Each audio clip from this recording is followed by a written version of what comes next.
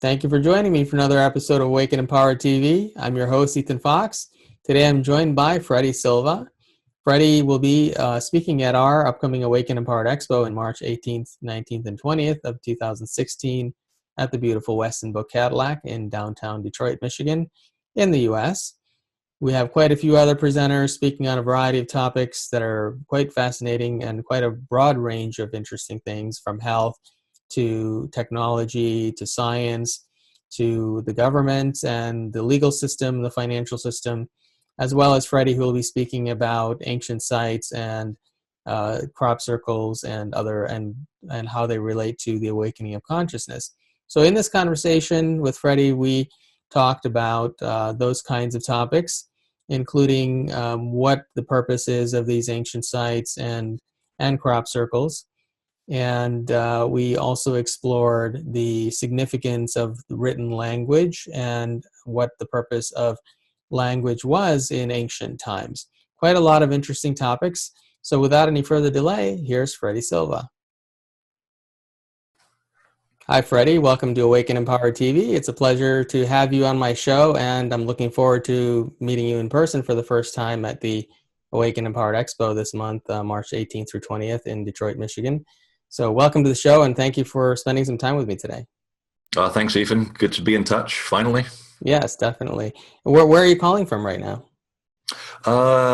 Portland, Maine. Well, I'd like to say it's sunny, but it really isn't. It's actually snowing. That's not unusual.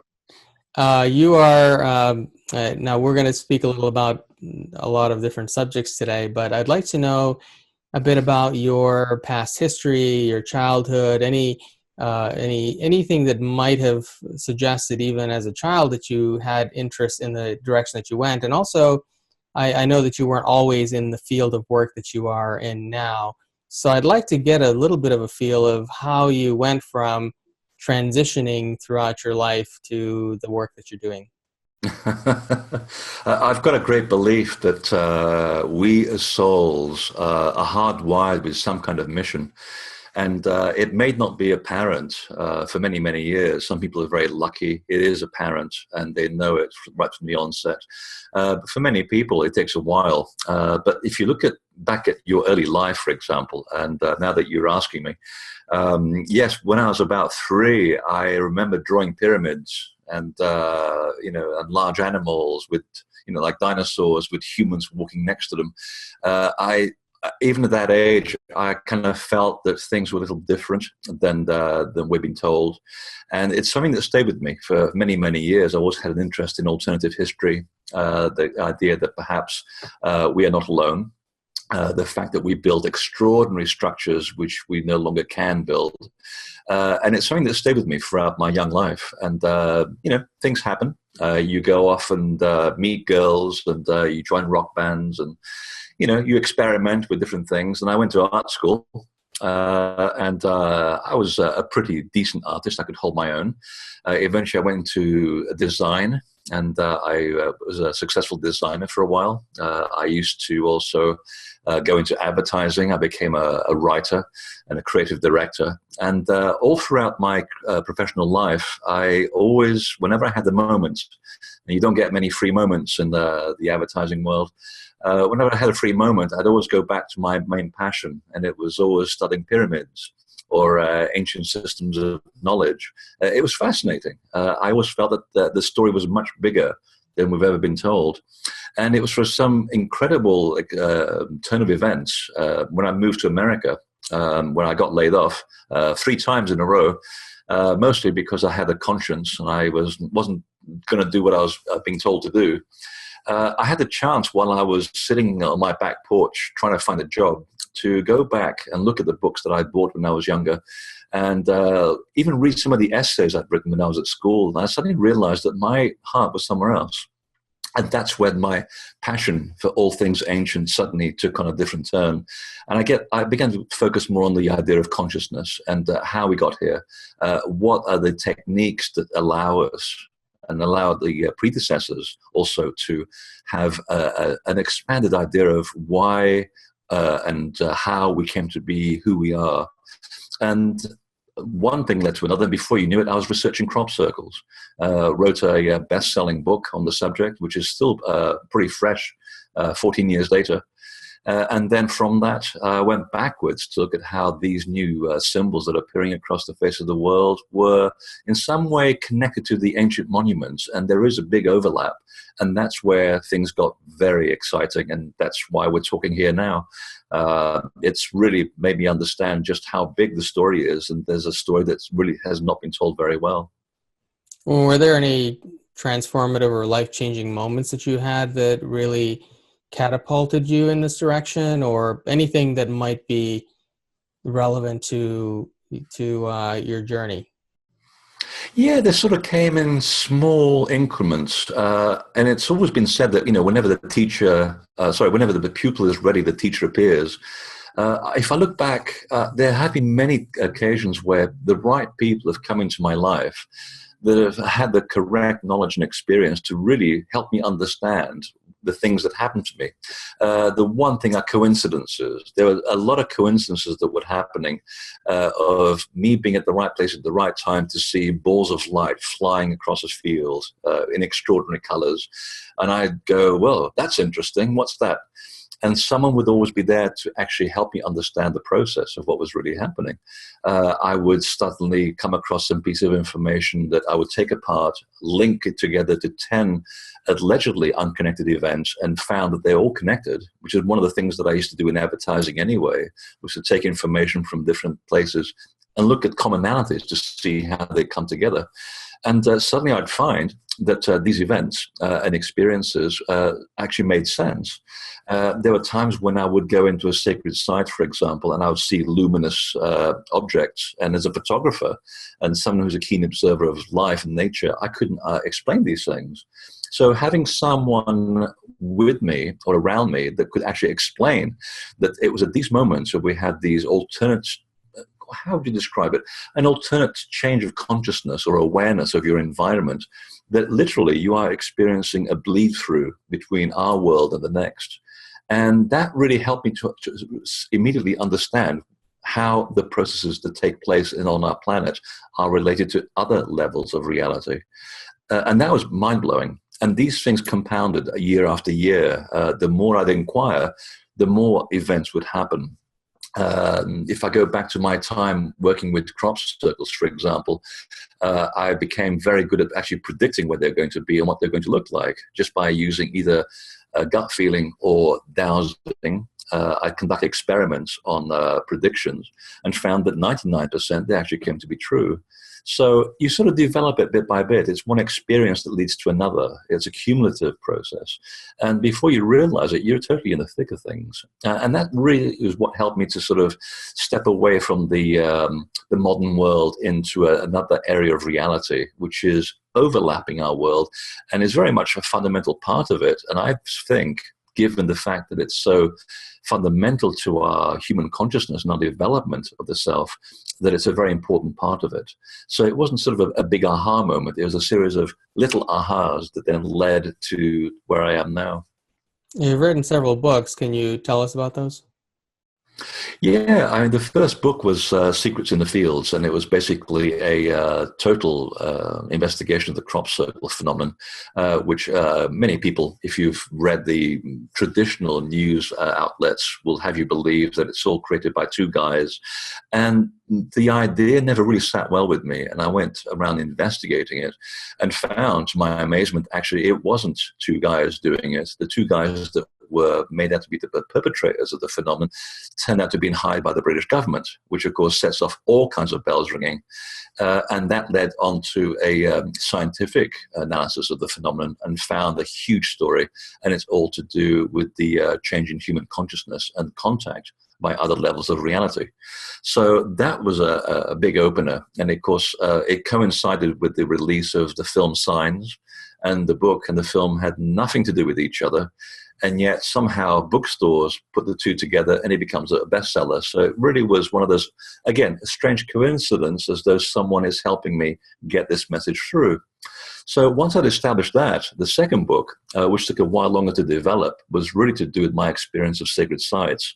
I had by then built up a huge library of information and experience on the places that I visited, how they overlapped with crop circles. And I began to actually go backwards in time to find out, how did we end up with sacred sites? What is the origin of sacred sites, and why are they sacred compared to ordinary space? Why do people have the experiences that they have in these places? Are they true, or are they just psychosemantic? And it was a huge book. It took a long time to research, as they always tend to do. And, there's always, 800 references at the back just to prove that you've actually done the homework. I always joke that you should never really buy a book unless it has a huge, thick bibliography at the back, because it tells you at least that the person has done the homework. Whether it's right or not doesn't matter. The fact is, they've at least done the homework. And so I began to look at this subject and found again that, yes, there is a huge story to be told about the fact that our temple culture goes back much, much further than we would like to believe. They involved a very big catastrophe, a global flood. And all these temples were used and designed to basically help us to understand ourselves, the nature of the soul, and also to help us to connect with the other worlds. In other words, to have an altered level of consciousness at these sites that helps you to understand yourself in a much better way. So again, that was another huge leap forward in the understanding of how things are. The third one was actually a sidestep. I had been fascinated with the Knights Templar for a long time. I'm actually Portuguese by birth, and my country was founded by the Knights Templar. I had no idea that they also created Europe's first nation state, which is the country of Portugal, and I wanted to know why. And the reason I discovered after 15 years of research, these books don't write themselves overnight. After 15 years of research, it turns out that they built a country from scratch in order to place there one of the biggest secrets that led to the unfolding of personal consciousness. We call it by another name. We call it the raising of the dead, or if you happen to be from a Christian background, to do with the story of the resurrection. And it's not the story that we have been told. It's a much beautiful, much less violent story, and it's completely self-empowering. So that was that project. But yet the Templar story overlaps also with sacred sites and how they are used, because they built sacred sites according to the same principles laid down by the people who built pyramids or Stonehenge. And from that, and at the end of every book, there's always an inkling of what comes up after that. That's what I love about this work, that the universe plays a little trick on you. You know, as a writer, you're always frustrated that, I'm not sure where my next work is going to come in. What am I going to do? The universe has a way of actually tricking you into already giving the game away every time you finish a book. And when I finished the Templar book, I became totally fascinated with the concept of raising the dead. And I found that led on to another project called The Lost Art of Resurrection, which literally is a lost art, where people from as far back as 3000 BC in Mongolia were practicing a raising ceremony where on the winter solstice, they would go into a ritual cave, having taken a narcotic.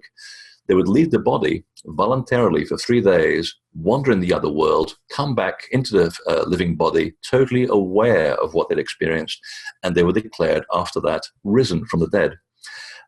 So naturally, that was another inquiry into the nature of consciousness and how we also can use this information that was used by ancient people to empower ourselves in this modern day era. And the last book, the fifth book, was actually a bit of a doddle. And there's a funny story behind it. I was almost kicked out of Chartres Cathedral in France after leading a tour there because I really wasn't sort of ordained by the people that run it. And they are very Orthodox Christians, or Catholics, I should say.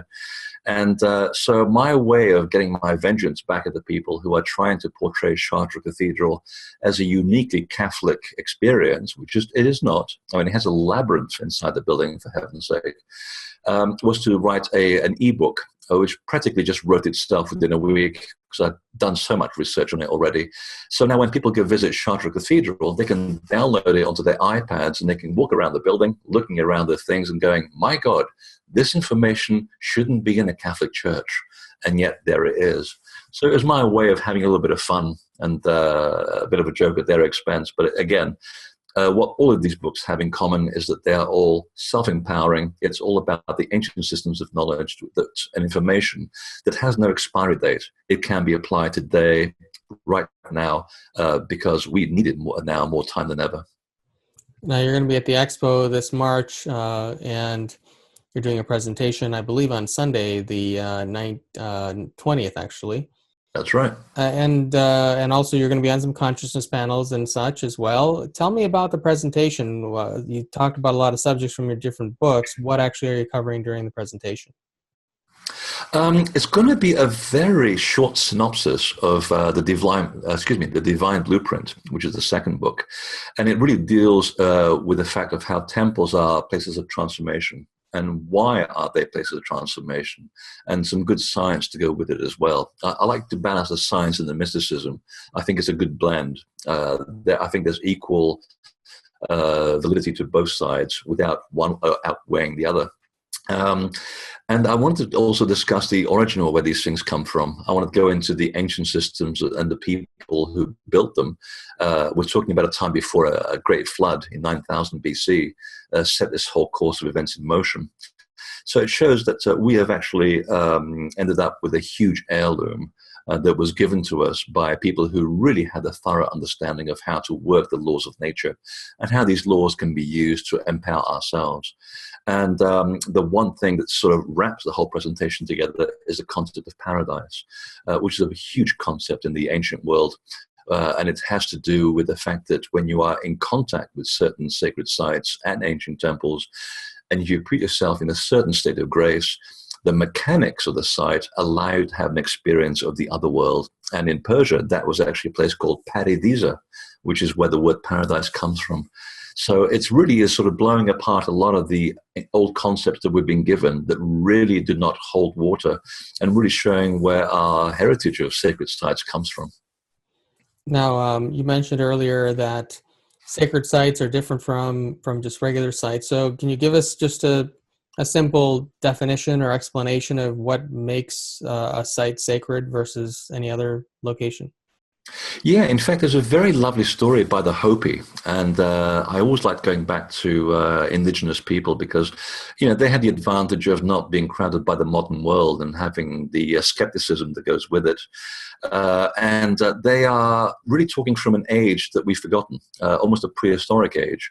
And the Hopi creation myth actually describes this very well. They talk about how in the beginning, the creator God creates a person, and this person is sent to the South Pole with a drum. As one does when you go to the South Pole, you take a drum with you. And when this person gets to the South Pole, he starts beating a song when he hears the sound of the earth and the earth's rhythm beating like a heartbeat.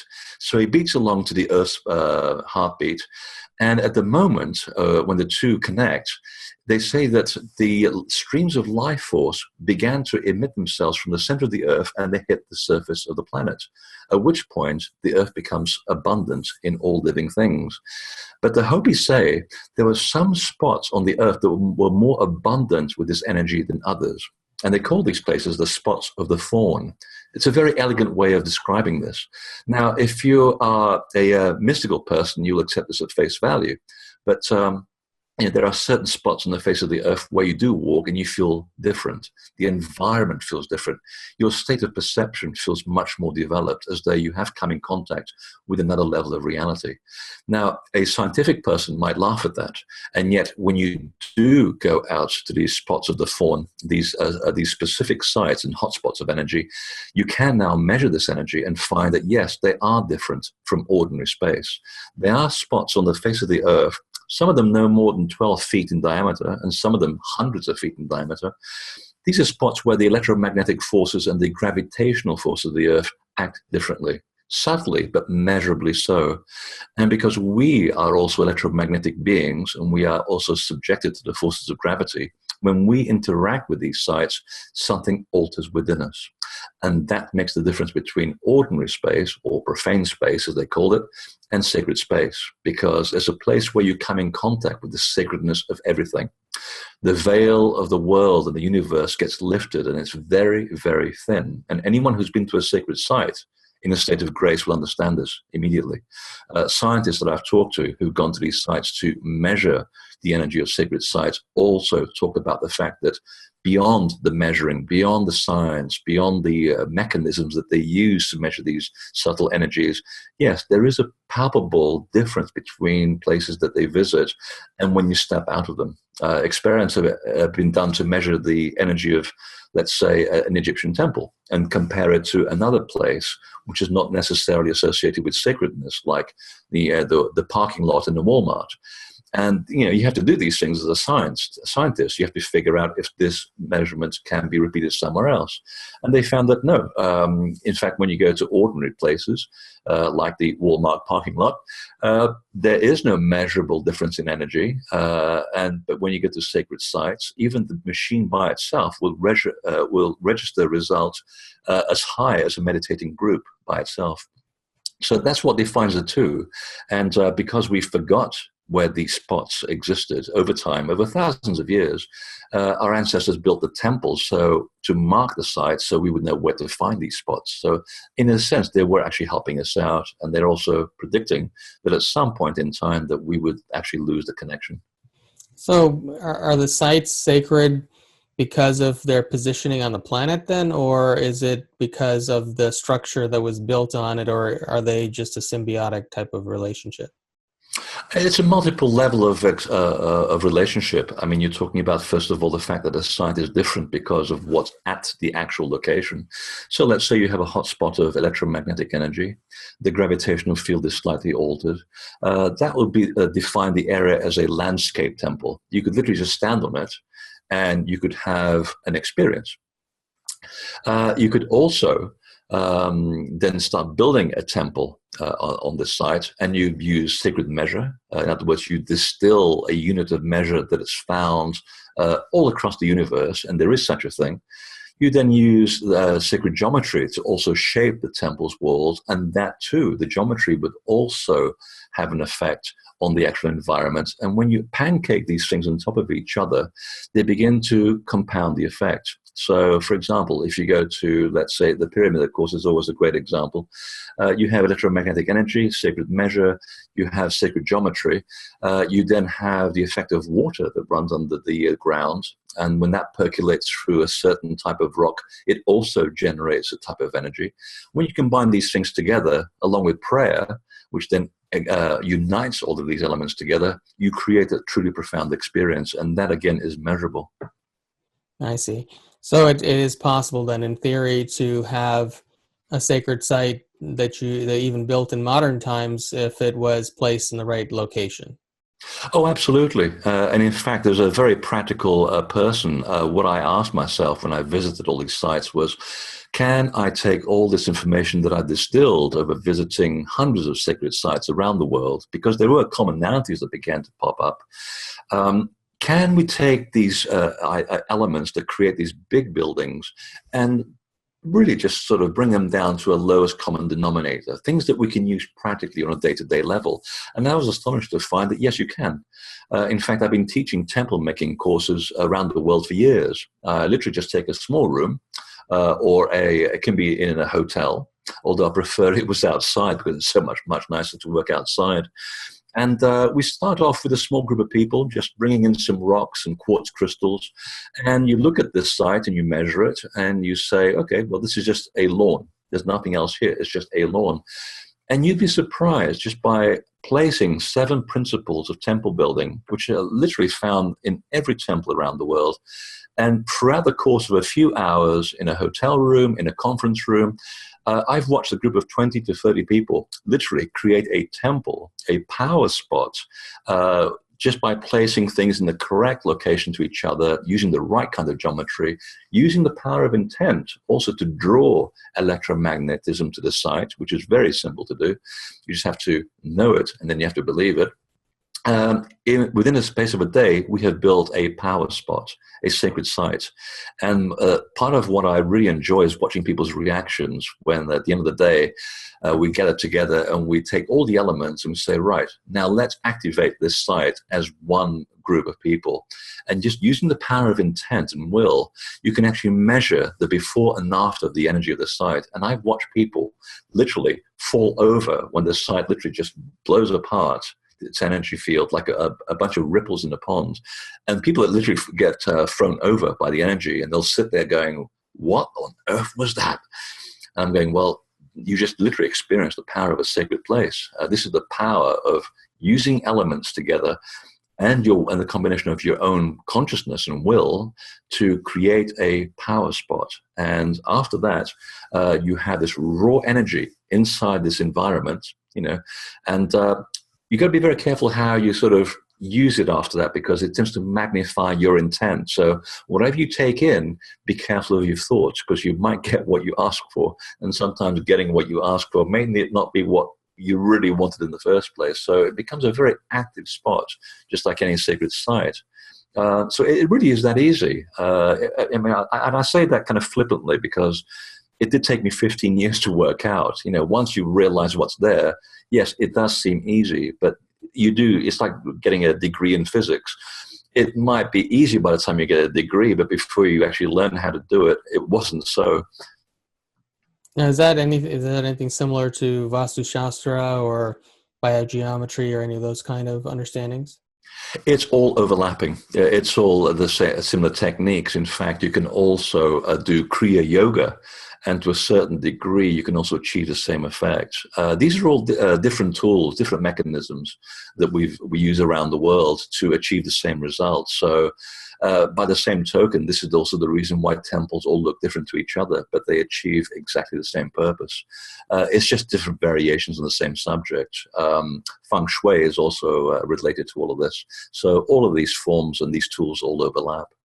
So it sounds to me like what makes a site sacred is not necessarily the location, but you're somehow, in a way, through various techniques, like you were talking about Kriya Yoga or Feng Shui, you're sort of creating a portal to another dimension. Is that essentially what's happening in all these different examples you just gave me?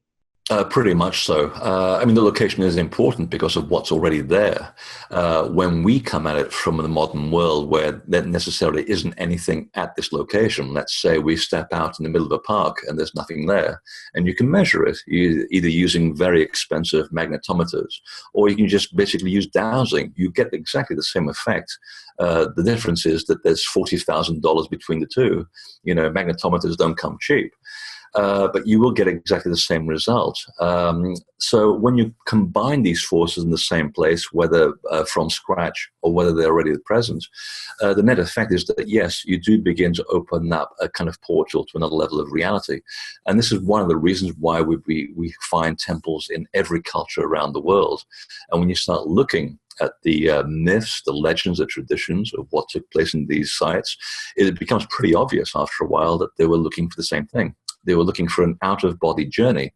Kind of like shamanism, but much more controlled, I find. If I read a lot of the Greek texts of people like Plato and Pythagoras, people who you think are very left-brain people, mathematicians, and yet they too had these experiences in certain temples where they too also accessed another level of reality. You begin to realize that there are several reasons why these places were built. One was because, yes, they are astronomical markers. There is no doubt about that. Some of these stone circles, for example, do align with certain stars, with the sun, the moon, and so forth. They were very careful astronomers.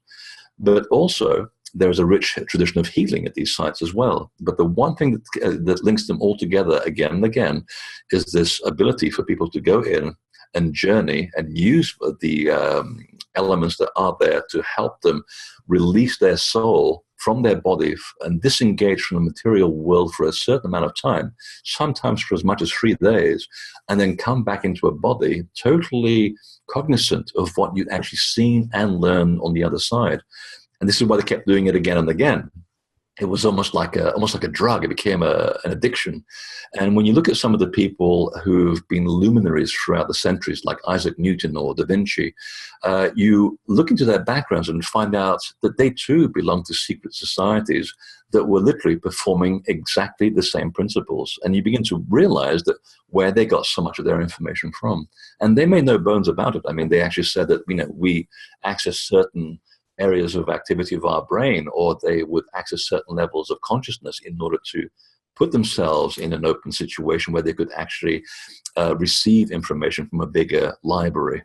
So they'll always talk about it in very mystical, veiled terms. You've got to understand that when these people are around, the religious order that they wouldn't allow this stuff to be talked about openly. So you kind of have to veil and phrase your methodology in a very careful way as to avoid you being imprisoned or even burned to death for that matter. So when you look at a lot of these luminaries, yes, they too had these experiences in order to help them understand the nature of life, the mechanics of nature. And then they would apply this on a daily basis through their work. And we see the results of their work because we value the paintings that it did, or the designs of buildings that they made, the architecture of the city planning that they created, or even devices that they came up with. All of these things come from an imaginary source, but the more focused you are with that imagination, that you're allowed to put yourself in an environment which allows you to astral travel, then obviously the journey is that much simpler. Now, in your analysis, I know you've found a lot of these sacred sites around the world by drawing lines and different angles throughout the planet. Now, are there any ancient sites in the U.S.? I know in the U.S. there are several places that are called burial mounds and so on, which obviously in many cases look like pyramids under a lot of dirt and plants. And there's no one buried there. What's that? And there's no one buried there usually. Right. So have you actually found physical sites where there should be a sacred ancient site that has not been excavated in the U.S.? I found a lot of them in around the areas of New Mexico and Arizona, which for me are two of the most psychically and spiritually active parts of the country, principally because people still work with the energy of the land there. And it's very palpable. I mean, I used to live in Texas. Don't hold that against me. You have to be a certain type of person to live in Texas, I discovered. And it's not for everybody. It wasn't for me. Not that there's anything wrong with it, but I took a 10-hour drive to the New Mexico border, and once you cross that into that state, something changes in you. There is something very alive, very different from the states around it. And it's not just a matter of politics or artificially constructed boundaries. It is a palpable feel. And until you understand it, you can't put words to it. It's just there. It makes you feel alive and connected and much more sensitive to the landscape. And that's what I liked about Native American tribes. They actually didn't build very much. It's like the Aboriginal cultures. I mean, I say that we have sacred sites all around the world. Yes, we do. Every country has them. But they differ. And in two places, more than any others, in Australia, New Zealand as well, but also in North America, they didn't build very much. I believe that the native cultures already understood what these sites were. They were nomadic by nature, and they also recognized that these hotspots were also, to a certain degree, nomadic, because they obey the core of the earth, how it rotates, how the geomagnetism also makes things move along the face of the earth, how the energy spots also come under the contact and the influence of planetary and stellar movements. So these energies move from site to site, they wander throughout the seasons.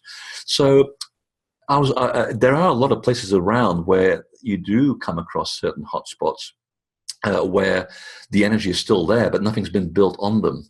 And usually around Santa Fe, there's quite a few of them. There's a tribe called the Tewa, and they have a hotspot called Sikumu, and it's in a mountain just outside Santa Fe. And if you happen to go there, you climb to the summit, and it's near the summit, but it's not quite at the summit. And you go to this place where you feel suddenly different. The environment around you feels like transparent paper looking to another level of reality. And there's a whole bunch of pile of stones there, and you think, this is the sacred site of the Tewa people? Yes, it is. There's nothing there to look at. But my God, if you just have to sit with yourself for a little while and just tune in, you can have a wonderful out-of-body journey in no time at all, because it's still maintained to this very day. So yes, there are sites all over the US which sort of follow that particular tradition. And Ohio is another area which is high in these places. True, a lot of people have built mounds on them, and these mounds come from a very, very old tradition, which even precedes the Cherokee, and they too will talk about this, how their mound culture was really developed from an earlier culture of very tall people who survived the sinking of a continent somewhere in the middle of the Atlantic before the Cherokee moved across America. And they're very open about this. And they continued the mound building culture, again, in honor of these highly developed people. And they would always place them at specific hot spots. And sometimes they would bury people there. Most of the time, no one was ever buried there. But they too were used for journeying. So again, in the middle of one of the most conservative states in the country, we find these hot spots of energy. And in fact, from my own experience, I have more people on my mailing list from Ohio than anywhere in the country, even California. So there are all these hotbeds of people who are drawn to these locations for that reason. Whether they know it or not is another matter. But they are drawn to these places around the country where the energy is still, it's palpable, it's close to the land. And they are drawing from this energy, and they are also giving something back. And that's how it works with sacred sites. You give and receive, and that's how we basically maintain our culture and ourselves in balance. I know there are some burial mounds even in Michigan that look very much pyramidal in shape. And in Illinois, there's a large burial mound. Dr. Sam Asmanagich was out here at our last expo, and he talked about this large burial mound in the Illinois area that some years ago they started drilling beneath the surface of the soil to, I believe, to stabilize or to add some guardrails, because a lot of people visit the site and they hit limestone blocks underneath. So, and from his projection, I believe he said it would, if on Earth, could be the largest pyramid that's been on Earth so far. So, do you think that there's some sort of an intentional motivation to keep us in the U.S. especially from acknowledging or excavating these sites? Is there a motivation behind that, or is it just that people genuinely don't think there's anything there? It's a complex situation, actually, and it's not just in the US, it's actually all around the world. You have to approach this from the point of view of the ruling elite, which is an orthodox archaeological and historical elite, which we've inherited since the Victorian era. And these people totally believe in their perception of history, how whatever it is that they've dug up, whatever conclusions they've come to are correct and cannot be challenged. And I'm not the first person to say this. Graham Hancock and other people also have come up against this wall of denial when faced with questions and probes about the theories that they developed. Because when you start asking questions about these theories, a lot of them begin to fall apart. And especially when new information comes forward, let's say someone finds limestone blocks underneath an earthen mound in the middle of Illinois. Well, that should really change the perception of how we view these Midwestern pyramid builders. That is called evidence and also proof. And yet there's this huge backlash by orthodox historians and archaeologists who will basically deny any new evidence that would basically undermine their sacred cows. And it's kind of sad. It's actually very human. It really comes down to ego and also to do with the fact that there's so few university places that come with paid tenures. And these people know it. And it is a problem. I mean, if I was in their position, I'd also be concerned about my tenure if new information came out and undermined what I've been teaching. That really is a very human response. But by the same token, and the way I like to work is that, okay, and I mean, I'm guilty of this as anybody else. I state my facts as a theory in a book. A few years down the line, someone will come up with new information. well, there's nothing wrong with me then saying, okay, well, the information and the theory that I developed was based on the available knowledge at the time. Now, this person has dug up something new. It has challenged my perception of the event. Now, we can now expand that theory to incorporate this because it now expands our understanding of this particular concept. There's nothing wrong with basically just letting your ego down for a second and saying, okay, let's all generate information, throw out the things that don't make any sense. But if there's an idea that we've been holding on to, that with new information that no longer holds water for what we knew was true, then we should at least be grown up enough to allow an expansion and a change of our theories and throw out things which don't make any sense. And I really do think from experience that that's what it comes down to. It's a matter of people staking their position unmovingly from a certain position and then having to backtrack and fight any new information that comes forward. And I think that's what's holding back our understanding of what the ancients were up to. And again, anybody that's an alternative historian like myself will come under attack because of that. And you can usually tell the people who are almost certainly right in the new understanding of things because of all the arrows that get thrown at them. It's a good way of actually understanding who's actually right and who's wrong. You shouldn't really be able to resist from attacking other people's integrity, and maintaining the argument down to to the nuts and bones of the information that's involved. So I think it really comes down to that. I don't think there's any great conspiracy at play. If there is a big conspiracy at play, and I did find this to be true with the crop circle phenomenon, was to do with direct contact with another level of reality. Which many people seem to think that that crop circles are either hoaxes or they're made by UFOs. Neither is actually the case. They're actually created by consciousness, and in a way that is actually non-physical, which of course expands the conversation somewhat. So I did find out through my various contacts and also by the colleagues that I worked with during the crop circle years that the Vatican, the US government, the British government, and the German government did keep and spend a lot of money to make sure that the crop circles were debunked because they were very afraid, and they still are, that all of these designs were being made by extraterrestrials in a physical form. And that these people had not made contact with the authorities and the presidents of the world, and specifically the religion, the highest religion of the Western world. So they were very much afraid that they were losing control of this phenomenon, and that's why they perpetrated this hoax angle, which in itself, when you look at it, turned out to be a hoax in itself. So there is that part of the equation which might also be at play. I can't say for sure because I don't really have that much contact with it, and I prefer to sort of live in blissful denial that it doesn't exist because it's such a negative area to go into. I'd like to think that it's much more that the reason why we're being kept from so much information about sacred sites is really down to the fact of intellectual vanity. That's what it really comes down to.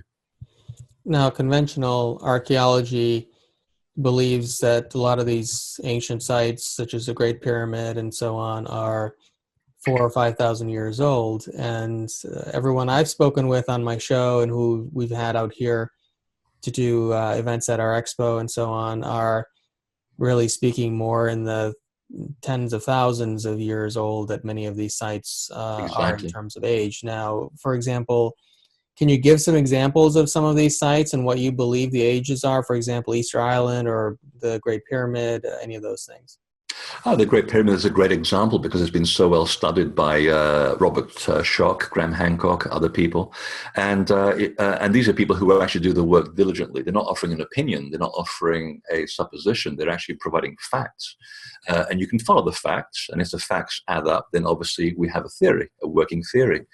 And but here's where it gets interesting. If you start looking at the actual way that sacred sites are built, which is what I tend to do, you also will understand that sacred sites are not necessarily just physical. They are organic. they do get reconstructed over time. And this is very important to this question. And it actually helps to understand that there is a bridge between the alternative historians and the orthodox historians. Both are actually correct. What happens is, and let's take the case of the Great Pyramid and the ones around it in Egypt, they were originally built on a sacred mound around 10,500 BC.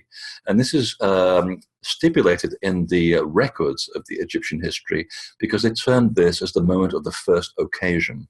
This is when the sites, the original locations for the sites, were built all around the Nile, and it's quite clearly stated on the walls of the Temple of Edfu that these were the mounds, the primordial mounds upon which would be built in future generations the historic temples. Those are the ones that we see today. Now, so we're here at 10,500 BC. Now, in 9,703 BC, we get hit with 7 fragments of a disintegrating comet. There's mass destruction all around the world.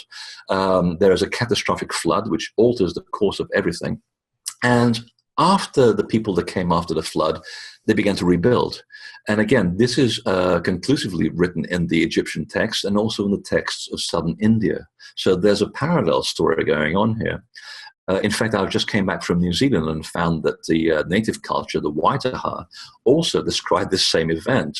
Whether it's this around the same time, I've yet to find out. But they also talk about rebuilding the former mansions of the gods. Now, in 9000 BC, when people used to align the temples, they would do so according to certain configurations of the stars. The idea was because they figured that each constellation drew down to the earth a certain form of energy, a certain type of force or feeling, and they would associate each temple and each group of temples with these stars. Now, what happens is, over the course of every 2,000 years, we go through another core, the Earth begins to move along its axis, ever so imperceptibly. You know, it moves 1 degree every 72 years. So if you're standing at the same location, let's say right here in Portland, Maine, and you put a pole right here and you look at a star rising on the horizon, 72 years from now, when I become a very, very old person, that star has moved exactly 1 degree. If you compound that over 2,000 and 4,200 years, now your constellations and your stars are completely moved. The temple that you had built that was aligned to that star and the group of temples that were mirrors of that constellation are now out of alignment. The whole purpose of building the temples was that they were mirrors of the perfection of the cosmos. So your temple and the cosmos are out of alignment. What do? You have to, again, rebuild the monument that's already there. And if you look at the Great Pyramid, we do know that there are 4 different structures, at least, on that original site. This is where the Orthodox historians can take a little bit of credit for their work, because the last stage of the Great Pyramid, the shafts are aligned to stars in the constellation of Draco in about 2500 BC. And I do believe, and may not be the only person that's saying this, was the last time that the pyramid was either rebuilt or refurbished. And if you actually read the stela, which sits in between the paws of the Great Sphinx, it does talk about the pharaoh being serviceable to Osiris. That means the pharaoh has come to be in service of the house that carries the name of Osiris, and that house is the Great Pyramid. So all of them are actually quite correct. The temple has been built organically outwards from an original underground temple to an original mound to 4 different pyramids inside it, and each one of them is slightly misaligned and aligns with different shafts to mark stars at different ages. So that all correlates. So that really actually brings together very elegantly the argument of how old is it? It's very, very old.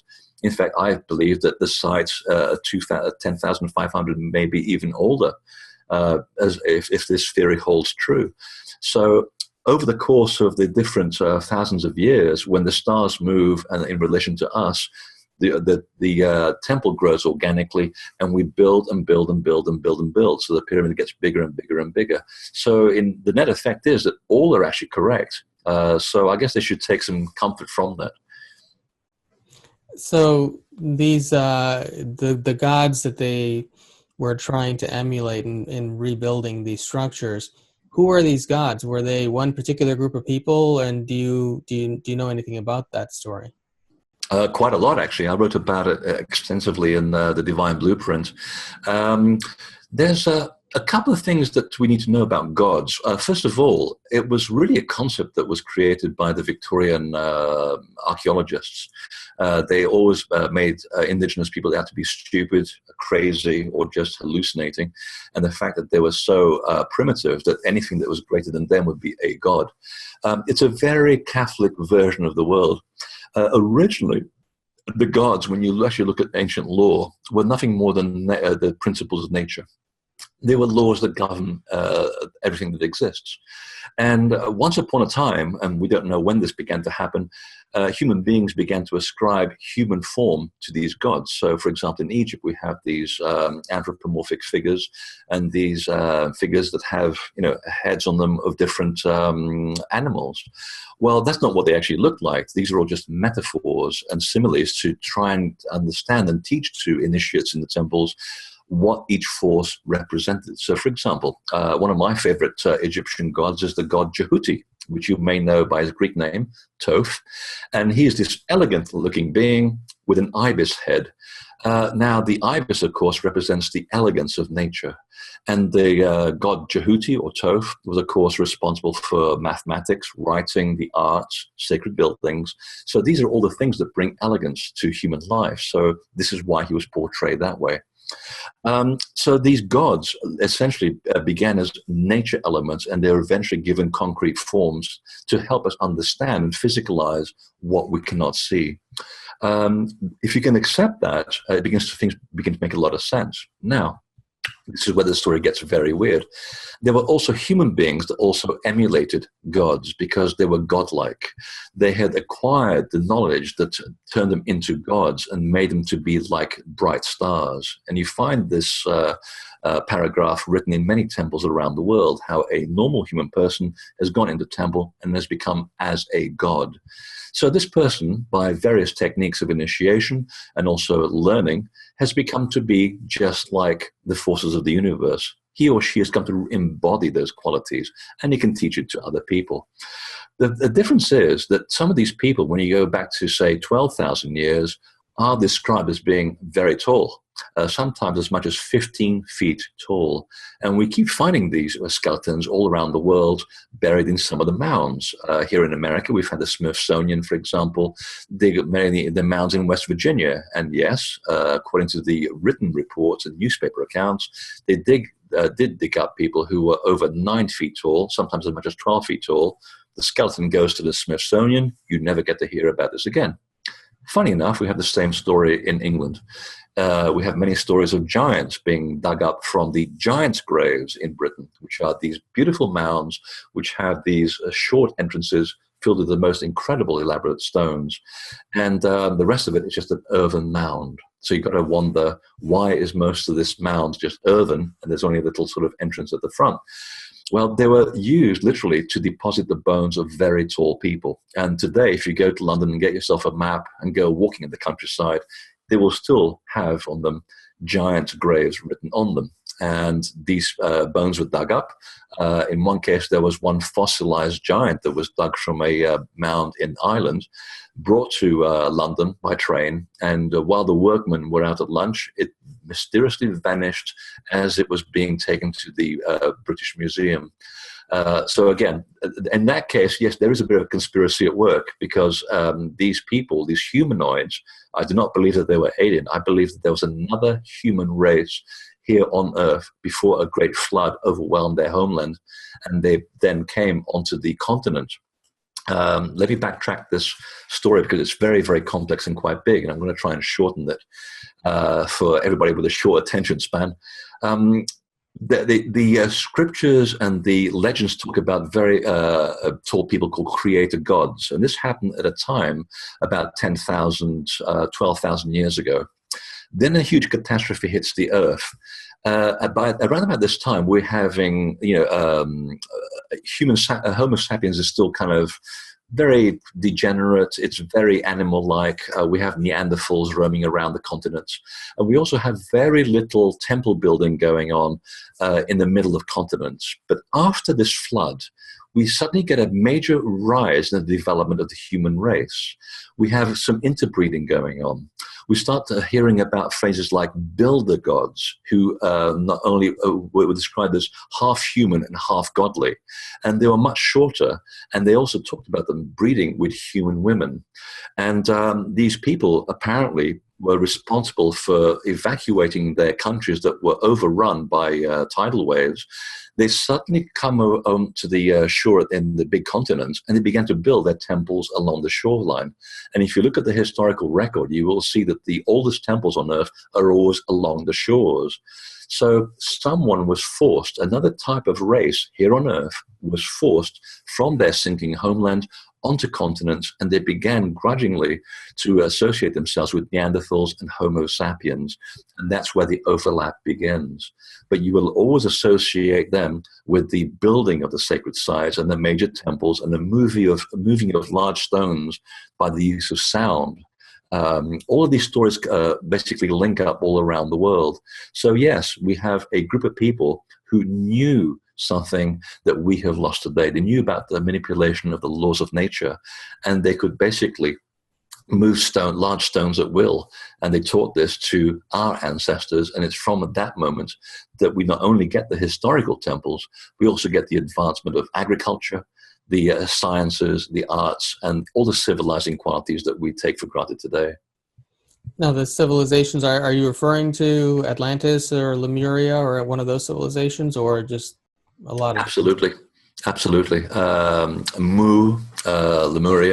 I'm in the middle of doing a project right now, which actually may end up being a book. I don't know. It requires a lot more evidence, a lot more proof, a lot of deep sea diving, for example. Maybe James Cameron is watching. He could lend us a submarine. That would be very handy. It's sort of occurred to me from observation that wherever I've traveled around the world, the oldest sites on Earth are always along the coasts, particularly in Europe. And it's as though whoever was responsible for the knowledge that we gain from sacred sites and from the understanding of the stars, from animal husbandry, from the grafting of crops and the growing of wheat and the domestication of wheat, it all happens around 9,000, 8,000 BC, suddenly all around the world. It's as though humanity suddenly came into contact with either A, a wonderful piece of information that told them how to do these things overnight, or B, as my evolving theory is showing, is that the survivors of these lands, which when you look at the myths of indigenous people, all of these gods came across the ocean. They arrived on boats from sinking lands. I believe these humanoids, these very tall people, lived on islands. They were separate from Neanderthals and ordinary people.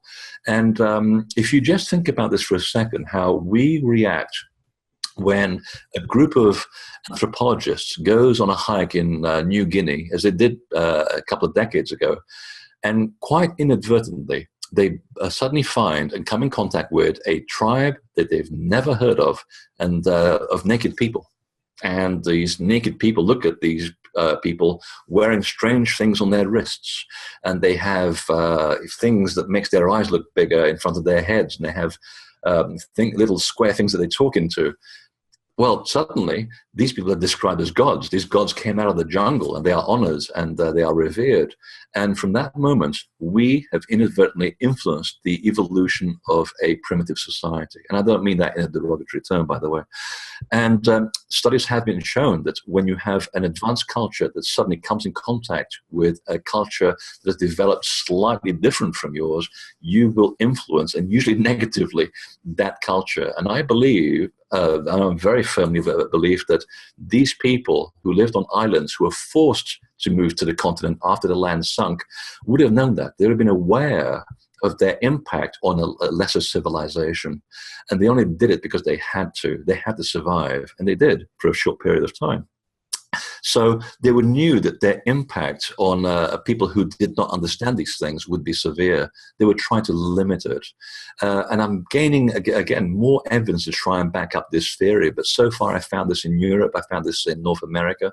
I found this in New Zealand, and to a certain degree, Australia, and around the islands, which now form the East Indies. It's very hard to come across information there because none of it's in English. You have to basically ask local people. But I'm slowly beginning to piece together evidence that, yes, we did have another culture here of very tall people who certainly were way ahead of us, and they left us what we have today. So you don't believe that, so this other culture, were they extraterrestrial, or what was, or they were just an advanced race that preceded, or was living at the same time as a more primitive civilization? Well, that's the big question, isn't it? Yeah, I mean, there are two schools of thought that, yes, extraterrestrials did come here. They landed for whatever reason. They may have crash landed.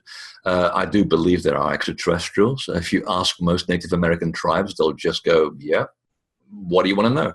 They're very matter of fact about it, as if they basically have them over for tea every afternoon. And they probably do. I agree with that. I do think that extraterrestrials are around. It's not a big deal. We're not alone in the universe.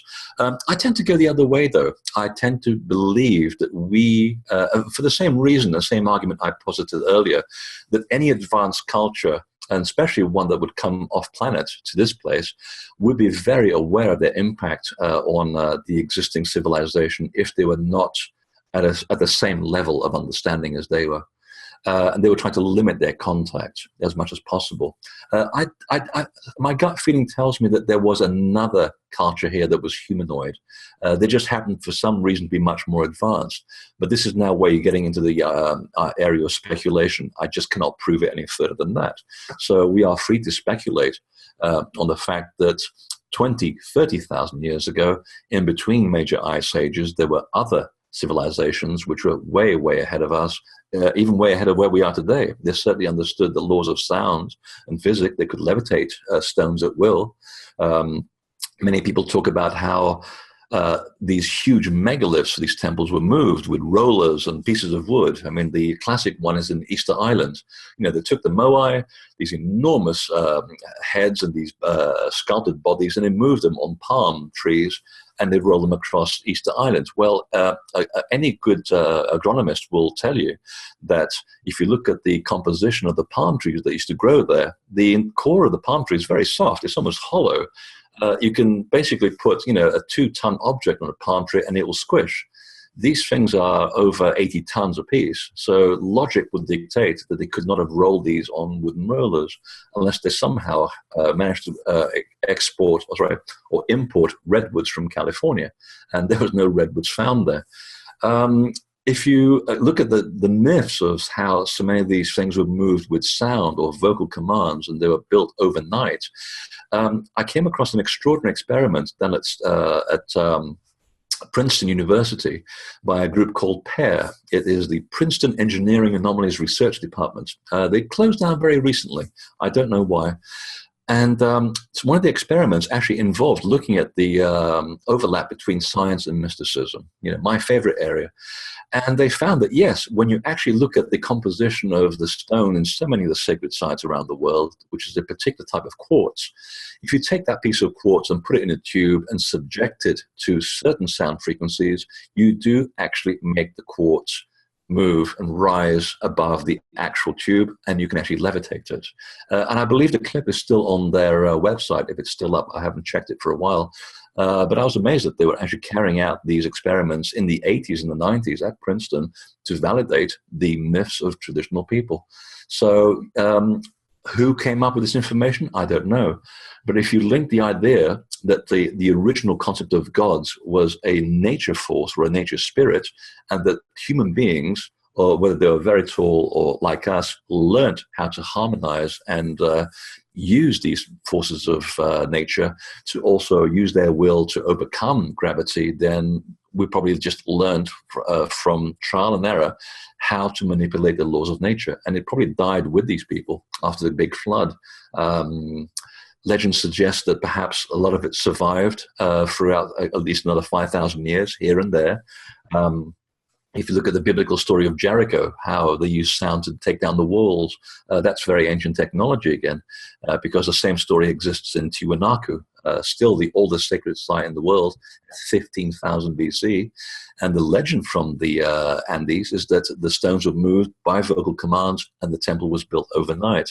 So we have here an overlap of the same technology over the span of, let's say, 9,000 years. So obviously elements of that understanding survived.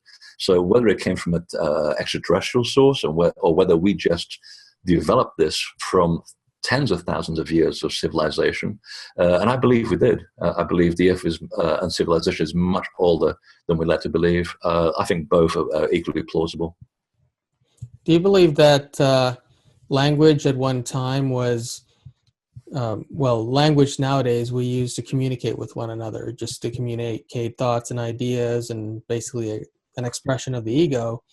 Do you believe that language in ancient times was more of obviously languages like Sanskrit were not necessarily spoken languages, but used for spiritual purposes? Do you think that maybe the original intention of language was more right-brained and maybe a very sacred practice, not necessarily for communication, but for spiritual practice, or in this case, levitating stones, but not necessarily communication? Oh, I totally do believe in it. And I think, again, a lot of indigenous cultures, and it's certainly written down in the Egyptian texts that it was very much so. One of the few remaining books of Jehuti in Egypt talks about how he was very proud to have invented written language, alphabets and things, and he rushes off to see the gods, and he says, look, I've created this wonderful mechanism from transforming these incredible processes that we try to memorize and put them down into words. We no longer just have to remember stuff, we can actually write this stuff down. And I can almost remember reading the reply that one of the creator gods said to Jehuti as he was presenting this incredible concept.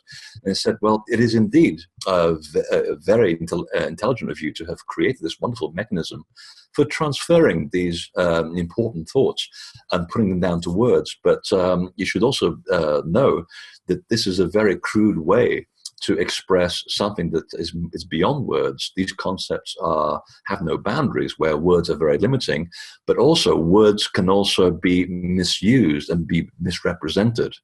And I think that pretty much sums it all up. And the Egyptians were very much aware that if you have to get down to a point where you have to use words to communicate, you're already on very dodgy ground. Today, language, look at what's happened to it. It's just used for convenience. Only in the last 10 years, if you look at the state of screenplays, for example, look at the level of language that was written from screenplays in the 40s and the 60s to the 90s and where it is today. The vocabulary is getting shorter and shorter. There's more uses of the word like per minute than has ever been had any other time in history. I once counted a conversation between two young kids in a cafe in Denver where the word like was used as a pronoun 26 times in 1 minute. I don't know how we can communicate and go on living as a society when we get down to this point. So language is becoming much more used for convention, but it's also being misused. All you have to do is, for example, take a basic phrase and translate it into another language to see how so much of the process is actually lost. One of my favorite ones is actually a bit of a joke. It was found written in charcoal outside a restaurant in Paris, and it said in English, "The manager has personally passed all the water into this restaurant," which you and I, of course, know is a fantastic joke, a wonderful play on words. It doesn't translate quite well. So therein, in a very simple exercise, is the nature of and the problem with words. And I do think that there was a time when people did actually communicate with sound, or at least mental processes.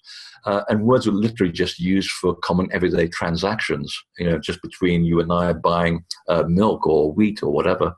But the ancients certainly did realize that they were crude. They would rather, at the very least, they would resort to symbols, because symbols encode what they mean. They can be translated from one culture to the next, and they'll still mean the same thing. They're very hard to actually turn upside down, unless you're a Nazi, in which case you take the swastika and you misuse that symbol to turn it from a symbol of well-being into a symbol of hatred. but the symbol at its core still means well-being in all the four cardinal directions. And I wish someone would write a good book about the swastika and put it back where it ought to be, which is with the sacred. So if we just go back with the example of our predecessors and see how, words and language has evolved as a necessity for communication rather as a rule for sacredness, then yes, we can see that language can be on a very dodgy foundation. Is this why Egyptian writing is in hieroglyphs, which are more pictorial than really an alphabet? Is that language more communicating ideas more than communicating in words or like we do now? Yeah, it communicates concepts as well. In fact, the hieroglyphs, like Sanskrit, is a very complex method of communication. You can read hieroglyphs left to right, right to left, up, down to up. You can also feel an energy coming out of the hieroglyphs as well in certain temples, if they are the original ones. And this is something that most people will find hard to accept, but it's there. And also the fact that they also represent concepts and also metaphors. So you're talking about, let's take one hieroglyph, and you can actually extract from this one symbol multiple levels of information. It just depends on which angle you happen to take and approach the hieroglyph. And they were very clever, the Egyptians, about basically taking very complex ideas and encoding them into a simple symbol. And it's always been said, even by historians, that the sign of an advanced culture lies in its ability to encode volumes of information, and specifically complex volumes of information, and pack them into a simple symbol. The computer culture is the only one that comes close to that technology these days. And Sanskrit was pretty much a very similar thing as well.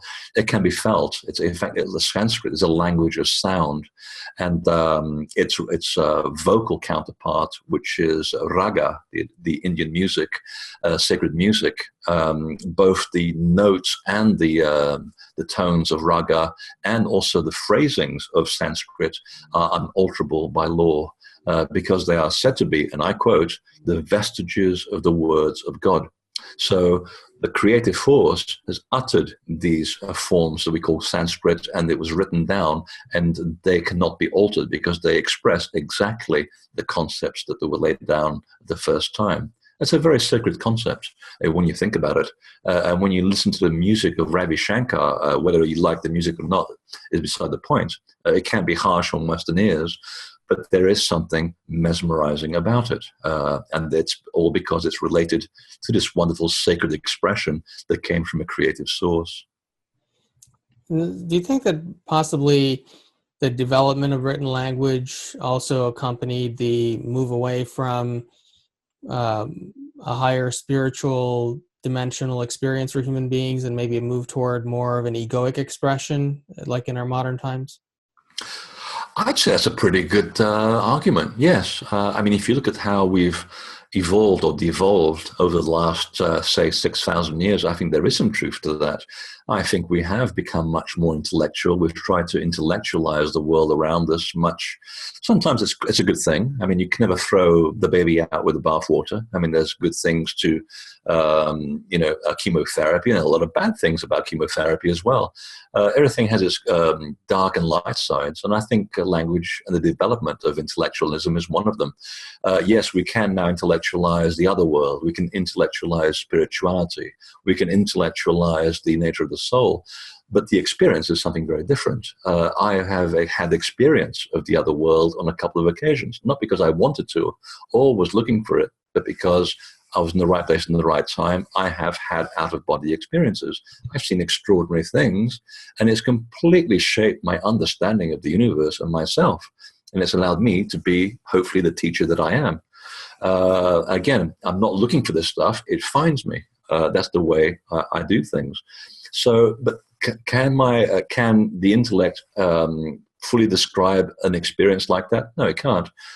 It cannot really exemplify or even portray or begin to portray the experience and the emotion that I experienced. So if you look at the fall of spirituality of the last 3,000 years, and it's very definite, I mean, we went from sacred spaces that were used for the highest principles of the self and the tribe to using sacred spaces as places for fortresses and for housing people and for protecting against invading armies. That's not what they were built for. And yet today we get this usual barrage of ideas that sites all around Europe were used for protective military facilities. And it's absolute nonsense. You know, if you just look at the logic behind it, it doesn't make any sense. We've degraded from that into the religious cults, like how early Christianity became Catholicism. The two are not in any way connected to each other, by the way. If you look at early Christianity, it's a very Gnostic, esoteric form of expression, whereas Catholicism is an exoteric form of control. It really, really is. I'm not the only one who's saying this. So we've then, through the Western, and keeping our focus on the Western way of looking at things, to keep it simple, just using Catholicism as a way of, as a religion that has repressed people in Europe and beyond, you can see, again, historically, the degradation of the spirituality of people. Women being turned into witches, midwives being burned at the stake. We have the degradation of the divine feminine and the rise of the masculine solar power, the egocentric form of things. We've seen the gradual erosion that led to the Industrial Revolution. And yes, today we are at the crossroads. This is why we're getting crop circles and why we're wondering, why aren't we building more sacred sites? In fact, if you look at the attendance of people around the world going to sacred sites, whether as tourists or as pilgrims, it's gone up something like 5,000%. People are attracted to sacred sites because they know there's something missing. They might not be consciously aware that there's an actual lag in their daily life, that there's something fundamentally missing that's important to their and central to their being, but at least they're going there. They're picking up and they're soaking up some of this energy, and hopefully I think it's having an effect. So yes, I think your hypothesis, there is something to it, that we are looking for that connection and that reconnection because we feel that we've lost something. We've gone too far to the other extreme. And if you again go back to what I was saying and how temples were built according to the location of certain constellations and stars, we have now come through another 4,000 years of movement of the heavens, and we are now at another age, you know, the new age of Aquarius. It's very, very true if you just look at the alignments. We are now on the cusp of a new age, and we are asking these questions. And whenever we have this rubbing together between one age and the other, you do get these moments of chaos, and we are living in a moment of chaos. We're trying to figure out where we're going. We're living in very, very interesting times indeed. So we are beginning to realize that we have gone too far the other way with this age of the solar masculine development of power. We're now questioning whether we shouldn't be much more balanced. We have now much more female equality around the world. Gay rights are being addressed. We no longer lynch black people from trees. We are making progress around the world. It's glacial because humanity works glacially and painlessly so, but we are slowly seeing progress around the world, and the more hesitancy is created by regimes that are holding on to this very strict way of viewing the world, the more these regimes are falling apart. Yes, a lot of people are going to die as a result of this transition, but those people will also, on the bigger scale of things, help to show others the way forward. Unfortunately, that's the way it is down here on Earth. But we are making progress, and I do believe that at some point, possibly not within our lifetime, we will see a much more balanced move towards a spiritual concept, which balances the spirituality, the mysticism with the science, and that will be the next level of experience for humanity. So the various governments that are building military sites on these sacred locations, do you think that they know what they're doing, and is there any advantage to somebody building a facility like that on a sacred site? Not really, because they're not working with the fundamental principle of the sacred site. And it may sound corny to a lot of people, but that element is called love. and it's called light. And anything that is opposite to that will basically negate. And it's like having a credit card reader and the PIN number. You have the temple as the credit card reader, and it has a PIN number. That PIN number is all about positiveness. It's about encouraging the development of the individual so that he or she can discover themselves and go on to live purposeful lives to be example to others.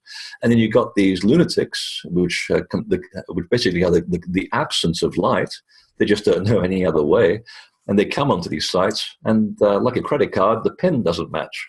So in most cases, no, they're not really having any effect altogether, apart from destroying the physical temple, which is, it's annoying. And from my point of view, it's actually quite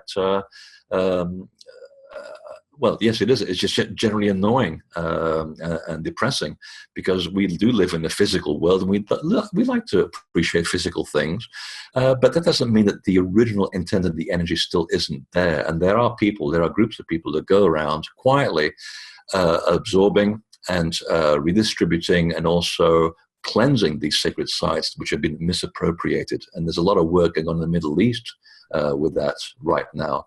ISIL, of course, being a classic example. It's too bad that in America we do call this rather confused group of people ISIS and mixed them up with a very profound sacred concept. In Europe, they're actually called ISIL, which completely diffuses that connection.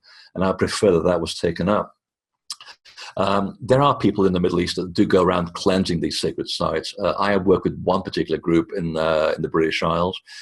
We do cleanse up things that were done for the wrong reasons at these sites. And you'd be amazed at what happens when people go there afterwards. The effect is palpable. It's very much a different place after we've worked with it. So again, it depends on who is doing what to which place. I have come across situations where there are certain types of Freemasons which have access to this kind of specialist information about how to manipulate energy. And I use that word in a positive sense, by the way, because these techniques were learned from the Knights Templar, who learned those techniques from the Sabians and the the mystics of the Middle East. The Knights Templar were very mystical people, and those people learned it from the predecessors who built pyramids. So once you understand how the laws work between interaction between you, your intent, and the sacred place, you can use it for right or wrong action. And I have come across and it's a very rare situation, groups of Freemasons who are doing things for very nefarious reasons. Most Freemasons are actually very good people. They just get a bad rap on television because so few people know what they're really doing. They're not really a secret society holding huge, deadly secrets. They are a secret society because they're protecting information which should not be abused by people who don't know how to apply it properly. That makes a lot of difference. So there was one time before the second to last election here where things were very dark. Very negative in the country. And I went down to Yale, where the Skull and Bones Society is based. It's a particularly nefarious Masonic group of people who spawned such luminaries as George Bush and Dick Cheney and people like that.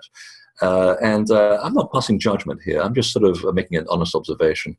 But I went there with the intent to try and cleanse some energy, not to revert it back to the light, because that would be me imposing my will on this site. Who am I to go to a place that is filled with darkness?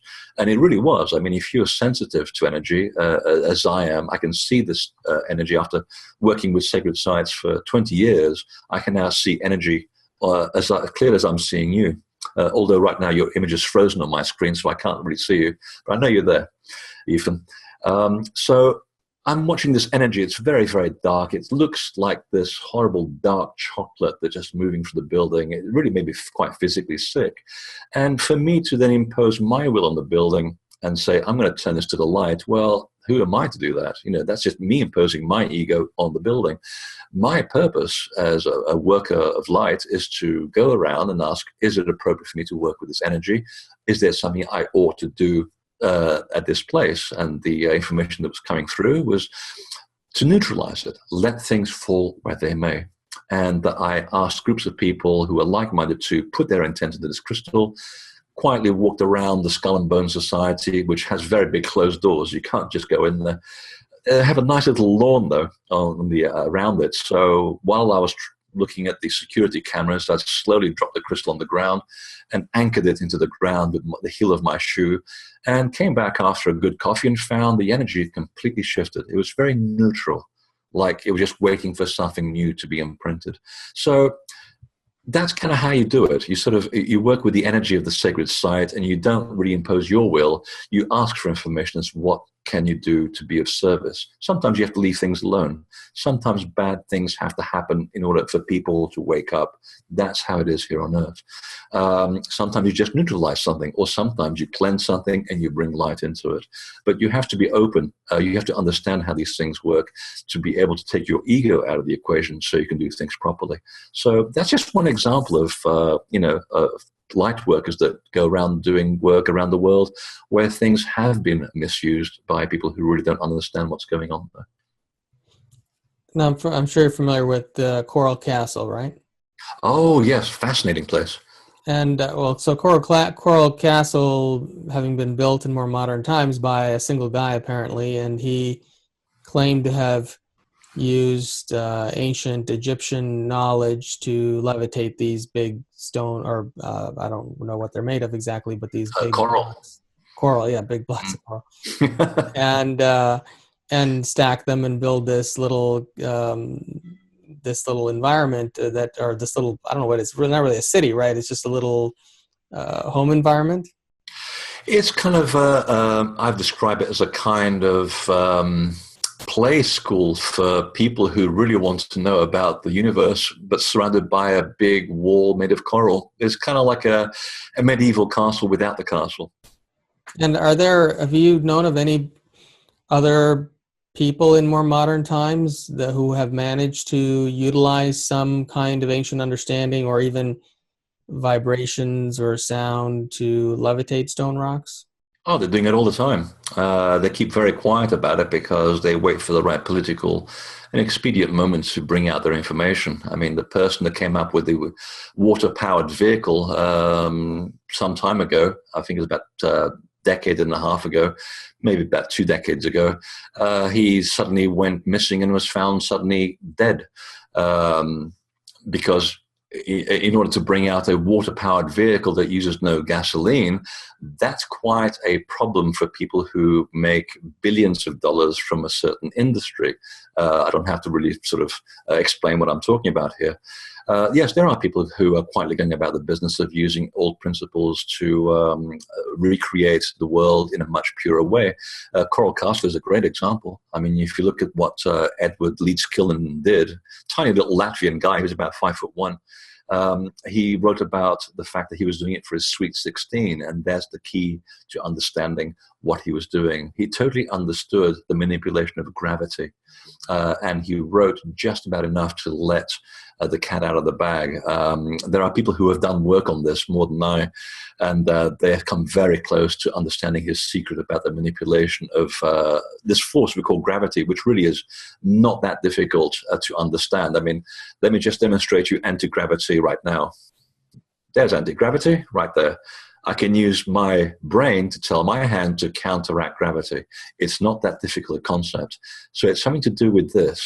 It's something that is definitely linked to the brain and possibly to the soul. And I know of one teaching that says that one of the reasons why gravity exists is to stop the soul leaving the human body. Otherwise, you'd leave the body, you wouldn't come here to fulfill your purpose.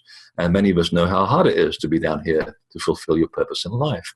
Now, he's one person that really understood these concepts. Another one, actually another 3, are based, again, back on my old favorite subject, crop circles. We knew decades ago from a very talented, gifted woman who's a good friend of mine in England, who channeled the crop circles before they even appeared in Britain. And she had no idea what she was channeling. I mean, it made no sense. What are these symbols of light that are appearing at the base of a hill of light and next to our sacred sites? And a week later, we had the answer. And since then, she went on to basically vector this information from a group consciousness. Again, extraterrestrial, but they don't particularly have a physical form. So I use extraterrestrial in much more wider sense of the word. And they basically wrote down in huge transcripts, which I basically put into the back of my book. And they talked about how the crop circles are fulfilling certain functions at this particular point in time. One of them is to fill in the gap in human history where we have built no sacred sites. They are the new sacred sites, and they are built exactly to the same laws as a Stonehenge or as a pyramid or as a stone circle. They just haven't been made in serial crop. 2, they will be used for healing, and we've extracted healing modalities from those things too. And 3, and this is what's pertinent to your question, is that people, scientists, would also be used, and again in a positive way, to create new forms of energy and things that would help propel humanity forward, because we're a bit stuck at the moment down here. And again, it was not the will of these extraterrestrial forces to basically force us to go in a certain direction in our development. They say that it's not their will to actually intervene; it's their will just to help and assist, so that we go, aha, here's an idea that will actually make things on Earth a much, much better place. And we'll sit down and we draw these things and we build them, and then we sort of pat ourselves on the back and say, aren't we such clever people? We did it all by ourselves. Well, we had a little outside help, because the picture on the front cover of my book was put there deliberately because I knew what that thing is all about. And part of what that symbol is, just like any good hieroglyph, it has multiple layers of meaning, but one of them is linked to an energy device. And that came through very clearly in the channeled material. And I was astonished to find that shortly before my book was published, and also after, 3 people, and I did not write this, by the way, in my book at all. It was all about the power of suggestion, that the symbol would act upon the subconscious of 3 different groups of scientists around the world, and they have built an energy device which does defy gravity, exactly as mentioned in the channeled material. And one group is here in America. In fact, there's one gentleman here in America, I beg your pardon. There's 2 scientists in England who are also built the same device according to the geometry of that crop circle, and another one in Australia. And all I know is that they are all waiting for the right political moment to bring this out, so that they basically stay alive and collect some royalties, because they bloody well deserve it. So yes, this information is always around us. And again, if you don't believe in the power of the subconscious to connect with an astral reference library and channel it into your physical body and apply it on a daily level. Just look at what they're doing in India with Kriya Yoga. I mean, talk about manipulating the laws of nature. Anybody that works with Kriya Yoga, or yoga, any form of yoga for that example, they always look like they're about 40 years younger than they ought to be. So clearly it does something to you. And this is all part of just the pure manipulation and understanding of the laws of nature. So you believe that the crop circles are being impressed upon our physical dimension by extraterrestrials or some other dimensional reality? Or do you think that these crop circles are a manifestation of just the awakening of the collective consciousness, and it's just sort of an expression of that? Actually, it's both of those, and the third one is also an expression of the Earth consciousness as well. All of those are absolutely correct, and we have proof of that in the fields themselves, and I mean scientific proof. We have eyewitnesses around the world that have seen these happening in less than 15 seconds. Sometimes there's a tube of light involved. Even postal workers, policemen, military people, and politicians have also witnessed them, and I've put all of their accounts in my book. It's astonishing, from people who literally should not be talking about this stuff because they don't want to be made fools of in our modern society that does not want to believe the magical and the mysterious. And then they're wondering why society is the way it is. That's a strange irony. But yes, sometimes the tubes of light are witnessed and they come down, they hit the crop, they return back to the clouds. No spaceship is actually involved with them. It's like they come out of some part of the universe and come down here on Earth. But the funny thing is, either the crop circle appears within 15 seconds or it appears the next day, which means that on one level, if it appears in front of you, it means that there's an encoding of information taking place. And I say that because we've actually buried bottles of water in the crop circles and also in ones we find made by people. And there's a lot of those as well, and they differ very, very differently from the real ones. And so we've had actual analysis of water samples taken from real and fake crop circles and found that there's an imprinting of information in the water in the real ones. So the consequences are extraordinary when you think that, virtually all crop circles appear on top of aquifers, and this water that's coded is going into the aquifer and it's connecting all around the world. We're drinking the stuff. So obviously there is interaction taking place. The ones that don't manifest in front of you would suggest then that information is being fed into the Earth's electromagnetic grid, because the crop circles, just like any good sacred site, always appears at the intersection between the Earth's electromagnetic lines of energy. And the next day, someone will come by and the crop circle appears as if the Earth has fired back the actual pattern. And I believe there's also an interaction with human consciousness. And I say this because I've been privy to many experiments where we have actually worked with the crop circle consciousness, and we've had results. We have actually had physical proof and manifestation of answers that we have posited using pure mathematics and geometry. And the circle makers reply with the same geometry or the answer to a puzzle that we give them. So there is a connection between our level of consciousness and the consciousness that's behind this phenomenon. Now, here's the big question. Physical or non-physical reality. My experience and the evidence that I've collected shows that the people, and I say people, that are responsible for the real crop circles are not physical. They come from another level of reality, much, much different to ours. They're very physical on their level of reality, but we cannot even begin to understand what they look like, because they are basically, to us, particles of light and sound. And on some occasions, you can see them flying along the landscape as little balls of light. Now, the analogy to make sense of this is that we, as a very dense physical form, our atoms are operating at, say, as a radio station at 88 FM. Okay, this is the nature of the physical world. Atoms are vibrating at a certain speed that give the illusion of matter. When you take any physical substance, it could be a cup, a physical body, a spoon, and you put it under an electron microscope, you will see that there's nothing physical about any of these objects. It's mostly made of air, and in between the air, you have atoms and molecules and electrons. So you can squeeze all the air out of a human body and bring it down to its constituent components and find that a human body will take the space of a tiny little teaspoon. That's about as much matter there is in all of us.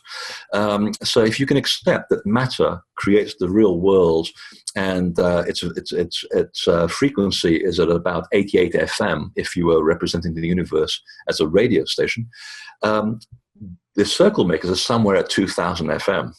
So you can see how there's a huge gap between the two. And so from our perception, we cannot even begin to understand what these things look like, because we have a limited sense of ability to perceive things with our eye, just like we can only hear certain frequency ranges, whereas some animals can even hear more than us. But even so, it's still limited. And they always said, through very talented mediums throughout the world, that they said that we are basically beings of light. From your point of view, we are consciousness. Some people may call us extraterrestrials, but we do not have a physical body, nor will you understand where we actually are residing, because it's so beyond your ability to comprehend, because relative to your experience, there is no experience that can actually express where we are. Kind of like our argument earlier on with writing, how it is such a limiting vessel for trying to communicate an experience, for example. So this is pretty much the nature of this consciousness. But they did say, which kind of almost takes us back full circle to where we were at the beginning, actually, that at certain periods in our history that they said that you can't actually find this in your scriptures. We are sometimes called watchers or shining ones, and we are sometimes described as angels, and sometimes we have manifested on your earth level. in order to bring a certain understanding to the land where it has been lost and people have lost the way. We have been called teachers and higher ones or tall beings, and we have appeared throughout history as very tall people with unusually elongated skulls. And I had the privilege of one of these occasions during this channel material to ask of the source when they were coming through this medium, why did you have elongated heads? Because there is archaeological evidence around the world of unusually tall people with very strange looking skulls. And they said that we had to develop an appropriate body to house our consciousness, which is so different to humanity's, that we had to develop appropriate bodies. In all of nature, form follows function. So that's why they had to be taller and their skull had to be different shape. The reason is that human beings, we require our skull to be much bigger at the front because we require mental processing to complete everyday tasks. In their view, they had to require a much longer brain, section of the brain at the back to connect to the spiritual components because they had to maintain one foot in either world. They found it very hard to be down here, apparently. So to maintain their connection to their home, they had to develop a skull that allowed them to communicate on two levels of reality. And there is archaeological evidence to prove this. So in one sense, the circle makers have been here throughout our recorded history. They were there certainly around the pyramids. They were certainly there around Saqqara in 2500 BC when they were building the step pyramid. They're associated with the building of the original Stonehenge, which has now been dated at 8000 BC, not 2500 BC, which is another phase in its construction. And they are found in the giants' graves all around the world. So in a matter of speaking, yes, they are extraterrestrial, but at the same time, they're very non-physical, and yet, paradoxically, they have been walking around us as well. So a lot of these ancient civilizations could have been a blend between extraterrestrial and just a more advanced or a different type of humanoid Earth-based being, like the tall beings you're talking about. Yeah, and there are many scriptures that survive that do describe a time after the creator gods were extinguished by the great flood, that there were builder gods, which were half human, half divine, and they became much more human as the bloodlines began to mix. And the whole point was twofold. One, because these builder gods were very much taller than human women, so therefore you really cannot fit one into the other, if you pardon the expression. But they were also dying out. There's not many survivors, so they had to find a way to interbreed with human women. And that's when you start looking at some of the Egyptian scriptures talking about the first pharaohs being half human, half divine. And then in 3100 BC, something extraordinary happens. They talk about the pharaoh Menes, which is a historical figure, who is the first, and I quote, the first pharaoh of a purely human bloodline. So by that time in Egypt, the line of the long heads and the tall people is beginning to die out. We see vestiges of them in the pharaoh Akhenaten, and of course, all his daughters, and of course, Tutankhamun. If you look at the shape of their skulls, you can see that they are still the last remnants of that particular divine bloodline. Is this why we see a lot of depictions such as Buddha and so on with very tall headdress? Were they trying to emulate that, or do you think that maybe a lot of these ancient religious figures could have been extraterrestrial beings of some kind? I like to think that they were actually people like us. I think it makes it much more ownable for humanity to think that we can do this and not always necessarily have to present an extraterrestrial explanation. I find the theory much more elegant. And I'm just sort of speaking out from my personal opinion. But sometimes what you have to be careful of when you're looking at physical depictions of gods and things like that, and the Buddha and any gods of Egypt or South America, is that they are not to be taken always literally. They are also metaphorical. Because sometimes they will talk about people being very big, but they'll also not just describe their physical attributes, but they also describe their spiritual and knowledgeable attributes as well. The ancients were notorious for playing with words, and they loved puns and they loved metaphors.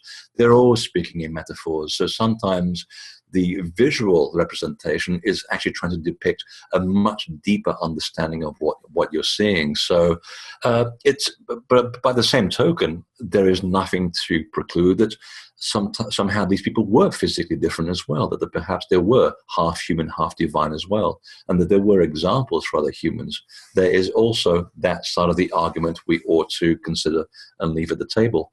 But certainly, whenever I've traveled around the world and looked at the origin of these scriptures from the perception of the people who created them, not from my perception, because that's completely wrong. I'm a Western guy looking at someone else with my particular point of view. That doesn't help anybody. When you're looking from their point of view and how they came to do what they did, it's quite clear that they always do things symbolically and metaphorically. So you have to strip the layers away and be very aware of that in order to draw any conclusions. So a lot of these ancient myths you're talking about are such as the Greek myths of Zeus and Poseidon and these kind of individuals. Were these some of these gods that you're referring to? Yes, and that's where, by the time you get to the Greek era, things begin to get a little bit more mixed up, because the Greeks always said that we borrowed everything from the Egyptians. But by the time the Greeks had borrowed from the Egyptians, Egyptian culture was already gone. No one really even knew what the hieroglyphics meant. So the Greeks struggled a lot in order to try and understand the metaphors and the translation of all of these myths, because you look at Greek myths and they are no more than the regurgitation of Hindu, Egyptian, and South American myths. So we don't really know where these really came from. We don't know where the origin of these myths comes from, but it's like the story of the resurrected hero, the Jesus Christ myth of resurrection. It's over 5,000 years old. There's many people, many heroes that die, technically speaking, or metaphorically speaking, on the winter solstice, and 3 days later they get up from the dead. So you have to look at the whole thing with a bit of pinch of salt. And by the time that the Greeks got hold of this stuff, they were also struggling with understanding how to portray these myths in their own language.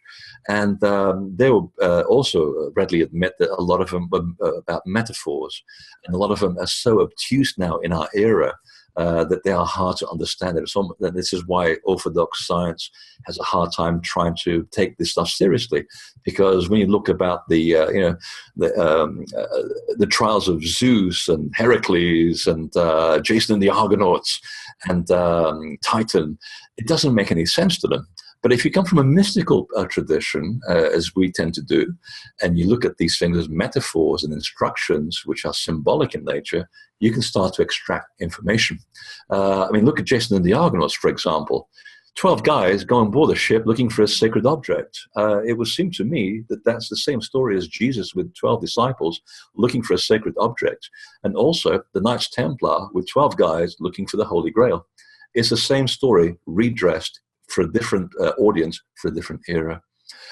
So these stories have a wonderful way of portraying deep spiritual and universal truths. You just have to step back a little bit, read them very slowly, and start looking at the symbolism, and that's when you start extracting the information. The story of Osiris, the creation story of Osiris, where he gets chopped up by 72 guys and gets put into a box. Well, why does it take 72 people to chop up a guy and put him into a coffin, throw him into an ocean? The coffin lands on the beach. His wife finds him, makes him a new phallus out of gold, puts him on him, and he becomes a palm tree. And you think, what were these people smoking? Well, just step back for a second and look at the story. The numbers associated in the story tell you all you need to know about the state of the precession of the equinoxes. In other words, how the Earth shifts every 72 years, 1 degree. Once you start learning the numbers of the story, you begin to realize how the Earth works. You also start looking at the story of Osiris as a symbol of the resurrected God-man. He goes into the other world, he's chopped up, he's removed and stripped from his physical essence, and he comes up as a palm tree, which is basically the symbol of resurrection. That's why when Jesus walks into Jerusalem and his followers are basically laying down palms in front of him, is to show that he's been indoctrinated into the same story of resurrection. So all of these things have a wonderful way of teaching us in very noble and very complex views of the universe, if only we just sit back and look at it from their point of view. So you do believe that Atlantis and Lemuria existed. Have you seen any actual evidence of, and do you have a belief as to where it was located on the Earth? Well, for that, I can draw on the work of my good colleague Graham Hancock, who's done so much to actually validate the underwater temples that exist and existed before a global catastrophe hit us, which is now reliably dated to 9,703 BC. Tuesday, I believe, uh, from based on ice core samples that were taken in Greenland a few years ago. And yes, we did get hit by the disintegrating parts of a comet, which created all kinds of havoc.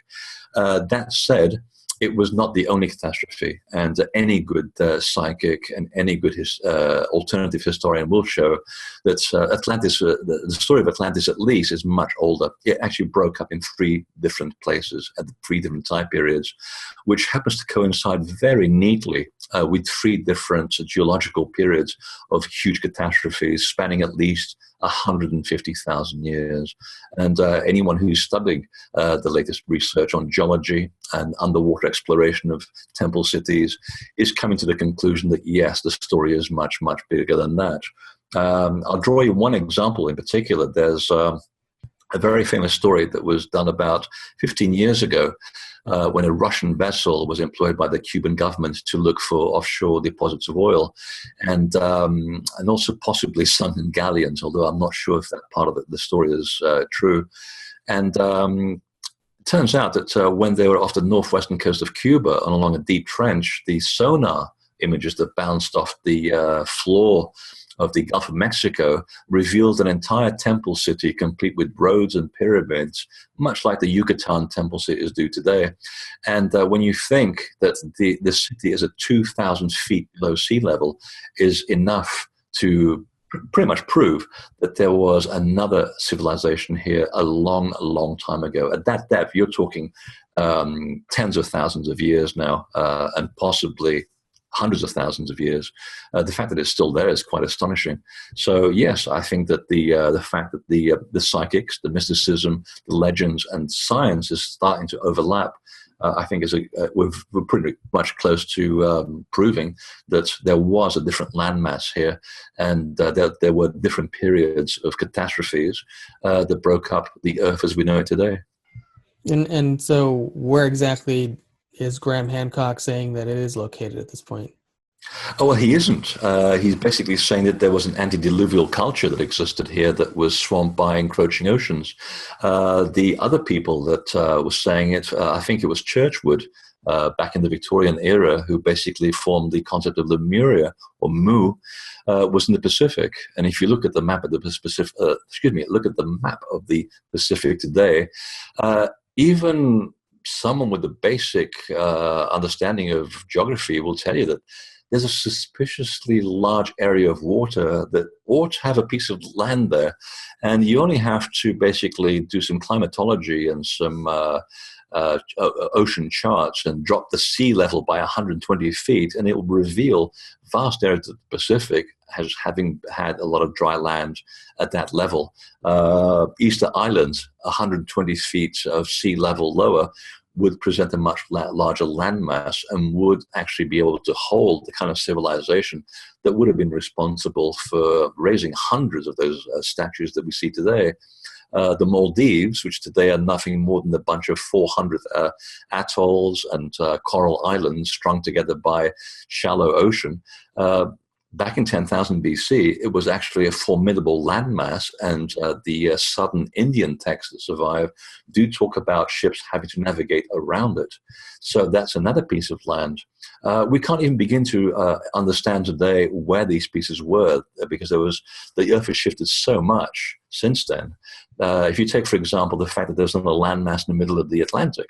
In the Azores today, a gentleman with the same surname as mine, and in fact, at the time when I was landing in the Azores on the plane, he announced that there's a pyramid that's been found in the middle of the two islands in the Azores, exactly as I said.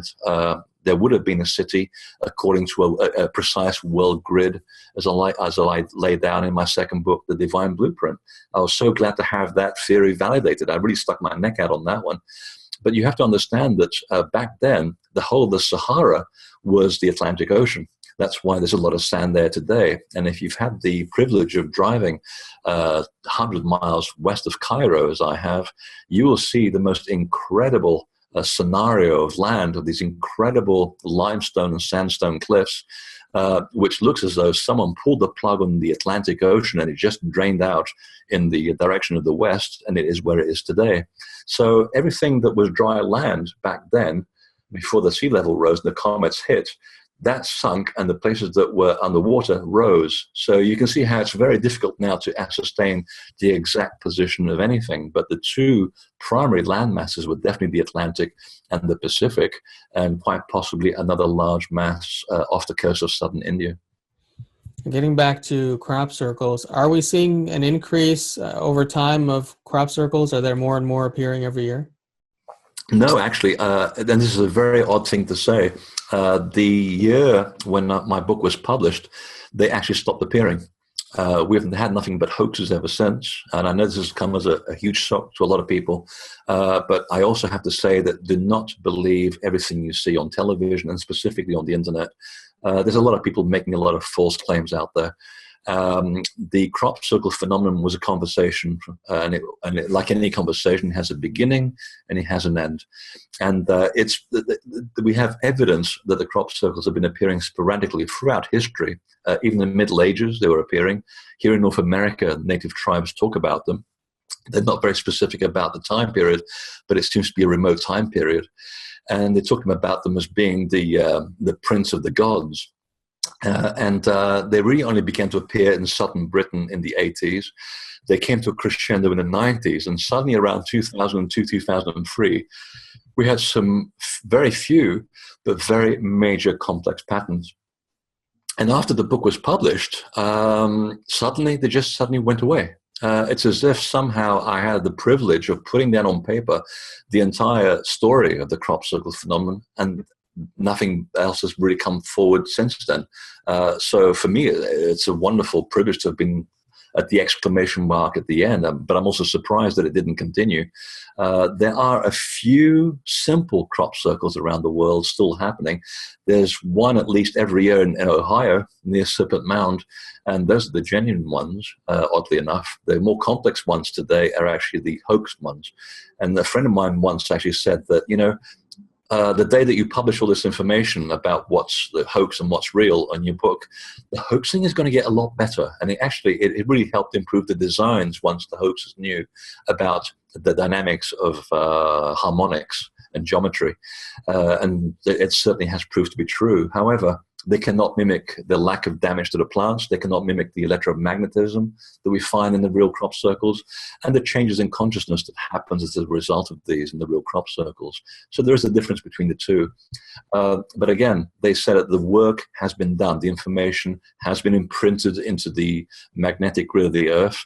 It is now up to humans to take the information, consciously or otherwise, to use that and to basically make the world a better place. So again, it sounds like a very new age concept, but that's precisely what it is. It's about the coming of a new age of reality where our perceived systems of government, of intellectualism, everything that we've taken for granted have to go through this metamorphosis if we are to evolve along proper lines. And the whole purpose of the circles was to get us to rethink what we're doing and give us the tools with which to empower ourselves to change our own development. And that's the way you work with a different type of civilization. You don't tell them what to do.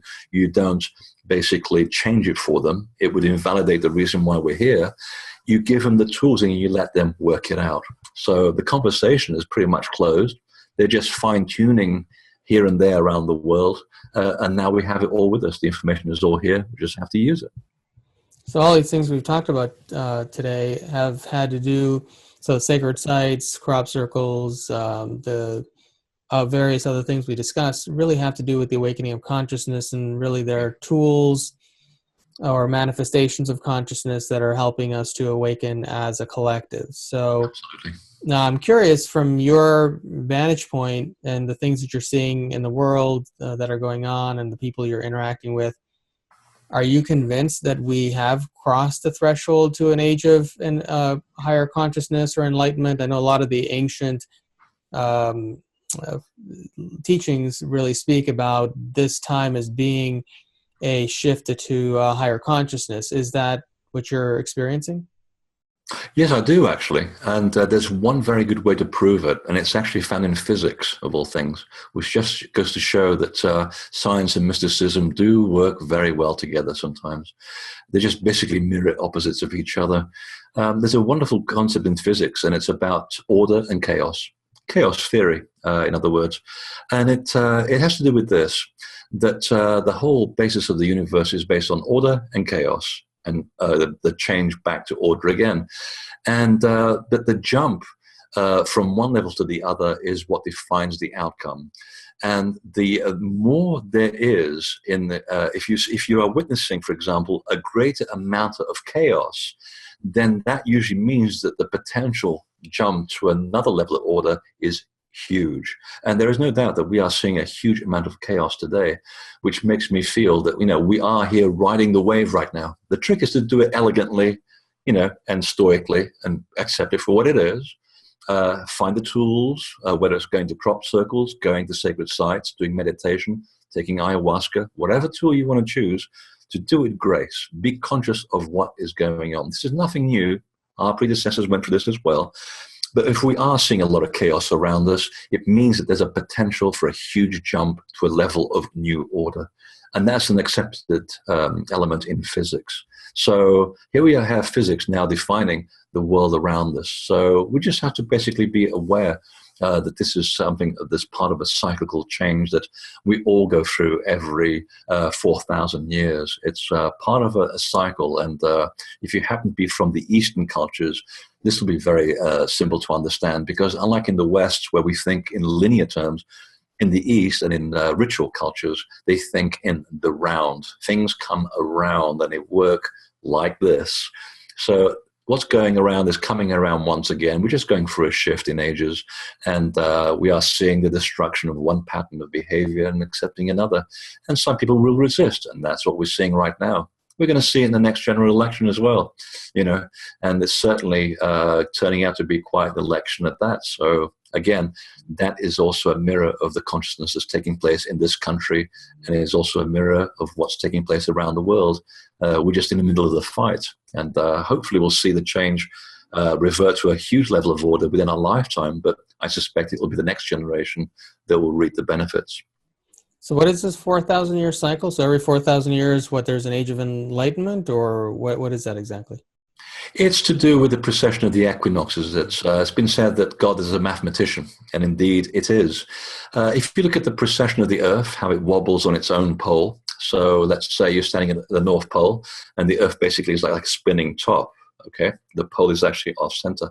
And it does this. It creates a big arc in the heavens, and it goes from A back to its original point. It takes 25,920 years.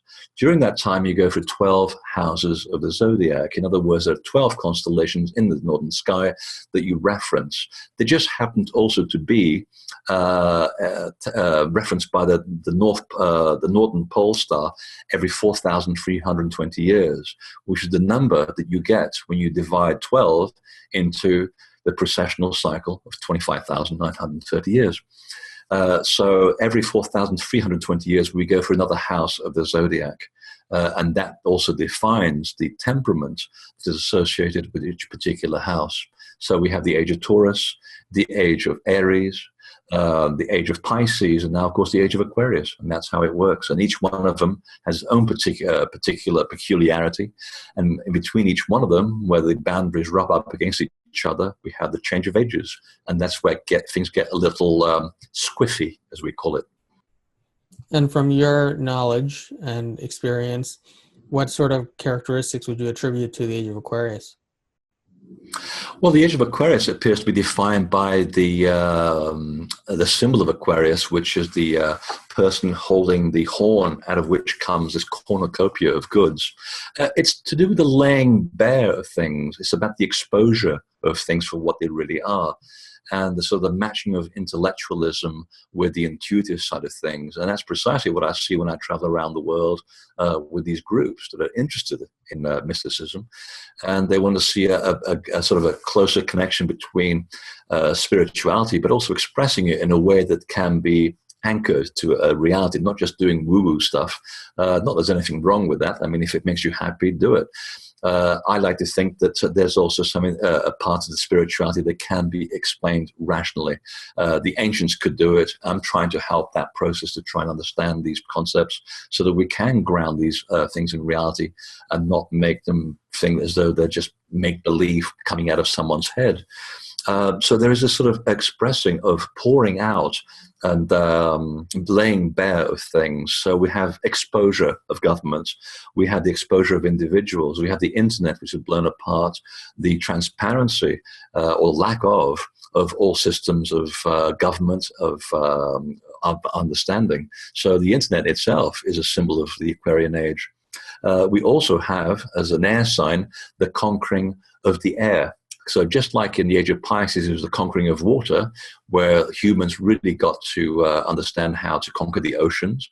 We now have the conquering of the airwaves. So we have air travel, we have space travel, we have Wi-Fi. So you see how these things have a way of manifesting as well on the physical plane as they are on a symbolic plane. And that pretty much typifies what this age is supposed to be all about. And utmost of all, of course, is the fact that there'll be a blending of the masculine and the feminine, where both are now given equal temperament. We've had an area of about 8,000 BC where it was a lunar society. Most of the temples around the world were based on lunar concepts. That's a female concept. That was taken to its extreme. It had its full expression. That also reached its zenith, and it was taken out of control. That brought in the masculine side, which started off on good terms, but then it got a bit greedy. It ended up in the age that we have now, complete degradation of the solar masculine element, where we basically ended up with too much ego, too much masculinity in the world, and the negation of the feminine. The next stage would be the experiment would be try both. Let's see if we can harmonize both. Everything in equal proportion, where both are given equal weight.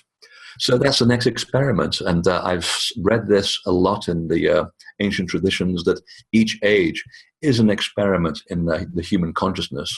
So you and I come down here as a soul, wanting to experience an individual experience, but we also come down here to be part of a group experience, and each group has its own particular experience, and that's why we're here now. We are, you and I, as part of a, hopefully, teaching that will help others experience and bring in the new age that will lead to a new level of balance. So I hope we're doing a good job. Well, I've enjoyed our conversation today. Thank you for taking the time to speak with me. Well, Would you like to share some of your websites or where you have maybe your events that you're doing and where people can purchase your books if they're interested in that? Oh, absolutely. The simple thing to learn is invisibletemple.com. And there you'll find all my books, DVDs, tour schedules, appearances, and all kinds of free information. So do go there, spend lots of time, and hopefully go home or stay at home and be illuminated. Well, it's been a pleasure having you on my show, and I'm looking forward to meeting you in person in Detroit. Absolutely. Yeah, so that'll be a very fun experience, and I know a lot of people are looking forward to your presentation. So thank you again, and I'll see you very soon. Thanks, Stephen. I hope you enjoyed this episode of Awaken and Power TV with my special guest, Freddy Silva. Join us both at the beautiful Weston Book Cadillac in downtown Detroit for our third Awaken Empowered Expo, along with a lot of other incredible presenters and quite a variety of topics, ranging from health to extraterrestrials to the government and financial system to channeling and consciousness and energy work. Quite a lot of very fascinating topics, and a 333 Tibetan Bowl sound immersion experience with Dr. Dream, which will be taking place Friday night of our event to kick it off. So it'll be a transformative event, a lot of very interesting educational experiences, but underneath it all, underlying the whole experience is really the awakening of consciousness. So you will go away from this experience transformed and on another dimensional experience than when you come to the event. So I hope we'll see you there. Join me next week for another episode of Awaken Empowered TV, where we speak with another incredible individual who's standing on the leading edge and changing the world.